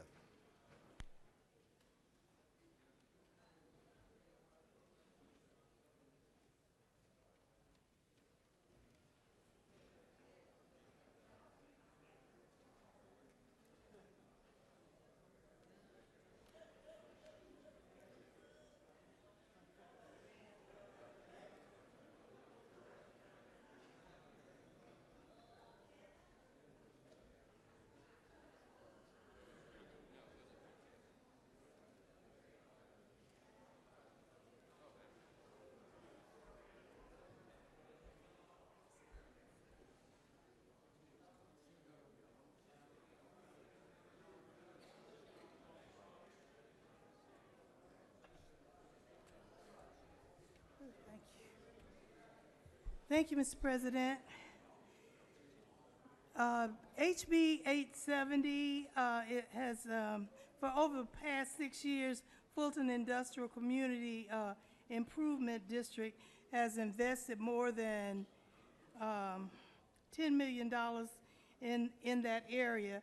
And we have, this legislation was put in on the House side to put on a referendum to possibly go into unincorporated Fulton, take out of unincorporated Fulton County, which was put in 1970 by Representative Bob Holmes. So this would, it needs to go on a referendum to be voted on in order to take it out of that. And so this is all this would do, would put a referendum on the November ballot. And I ask your favorable consideration for HB 870 to be passed, to pass. If there are no questions, I yield the will. You do have one question. Yes. Chair recognizes Senator from the 40th. Thank you. Senator Yield? I yield. Isn't this true that we continue our process of self-determination, in this case for the people of the unincorporated area down there where you live? Is that the point of this bill? Yes, it has been a part of unincorporated South Fulton, just as the city of South Fulton has. Thank you And very we've been much. in the special tax district all these years. Okay, thank you. Thank you. And it passed last year and went all the way to the governor's desk. Thank you. If there are no questions, I yield the will. No questions, Senator. Chair recognizes Senator from the 41st. Nope, ways off. 36, you recognize.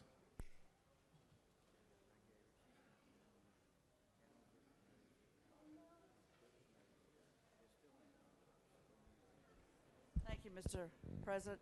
Colleagues, this is a bill that we have seen come and go and come and go. The City of Atlanta has been seeking negotiation with the City of South Fulton, have presented multiple maps to have the Utoy Creek be a boundary.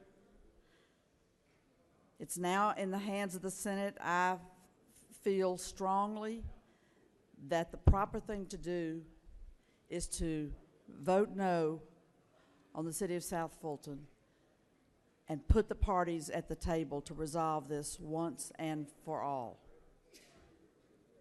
I will yield to any questions. If there are none, I would ask you to vote no on this legislation and allow the negotiation process to move forward.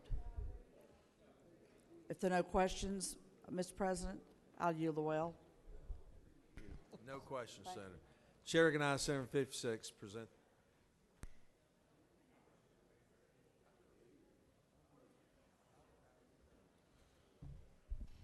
Senators, the night is long, and I'm going to ask for your favorable vote on this bill. We've worked very hard to incorporate all the parts of Fulton County. There is one small remaining area left. The City of South Fulton has worked very hard for self-determination, and this part will make the difference of that city being successful long-term versus putting them in potentially long-term financial peril. This deal was worked out last year. There was one tiny question that needed to be answered. All the folks did work in good faith, and this is a chance to help out a small city who really needs the help right now and make a difference. So I'm going to ask you to please vote green, and let's have a great night. Thank you. I yield the well.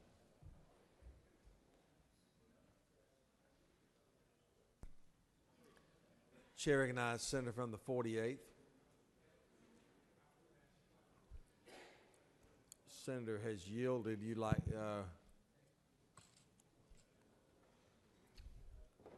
any other senator wish to speak for or against the bill? Is the objection agreed? A Porter committee which fail pass the bill. Chairs none. Porter committee is agreed to. All those in favor of the bill will vote aye. Those opposed no. Secretary unlock the machine.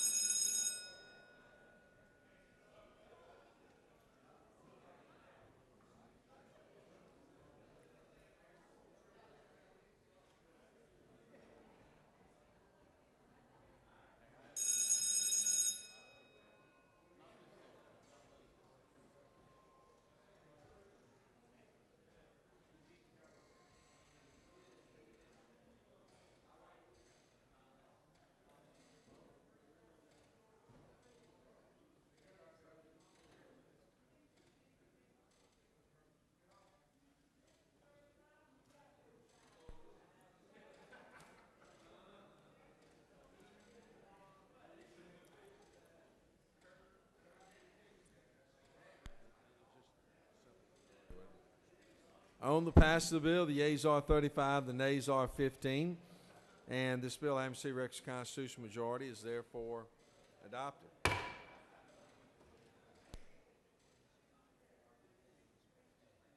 Chair recognizes Senator from the 46th, the majority leader. Thank you, Mr. President. I move the Senate stand adjourned until 10 o'clock a.m. on Thursday, March the 29th, 2018 for sine die. Can't come soon enough. Are there any announcements? There are no announcements, Mr. President. No announcements. Oh, hold on. Do we, Miss Nancy, we do have a page? We have one page that's been with us the whole time. Thank you so much.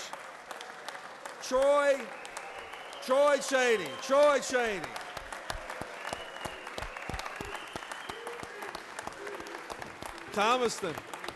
Thomaston, Georgia, ladies and gentlemen, with the senator from the 18th. Hard to believe.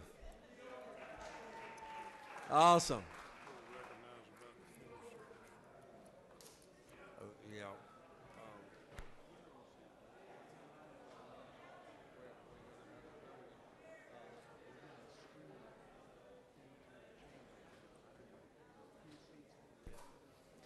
Let me have the Senate's attention for just a moment, if I might. I know that everyone's ready to get out, but I would like to make this announcement. So for tomorrow, for the purposes of tomorrow, obviously we have Governor Zell Miller that's laying in state here at the Capitol, and there will be a service tomorrow at 11 o'clock, correct? 11 o'clock. We will be streaming it live in the Senate, so you can be in here if you would like, because I don't think there's going to be enough seating downstairs to accommodate, but just so you know, that will be an option for those that would like to participate here in the Senate. Also, not to chastise anyone in particular, but just to remind everyone that when you're in the well of the Senate presenting a bill, you cannot recognize a group that is an advocate or in opposition of a particular piece of legislation while in the Senate. So be mindful of the etiquette within the Senate. The tradition that we have here is something that we take great pride in, and so please be mindful of that. Okay, any other announcements? Easy now, boys, easy. The majority leaders move. We stand adjourned till Thursday, March the 29th, 2018 at 10 a.m. All those in favor will say aye. All those opposed, no. But the ayes clearly have it. We stand adjourned.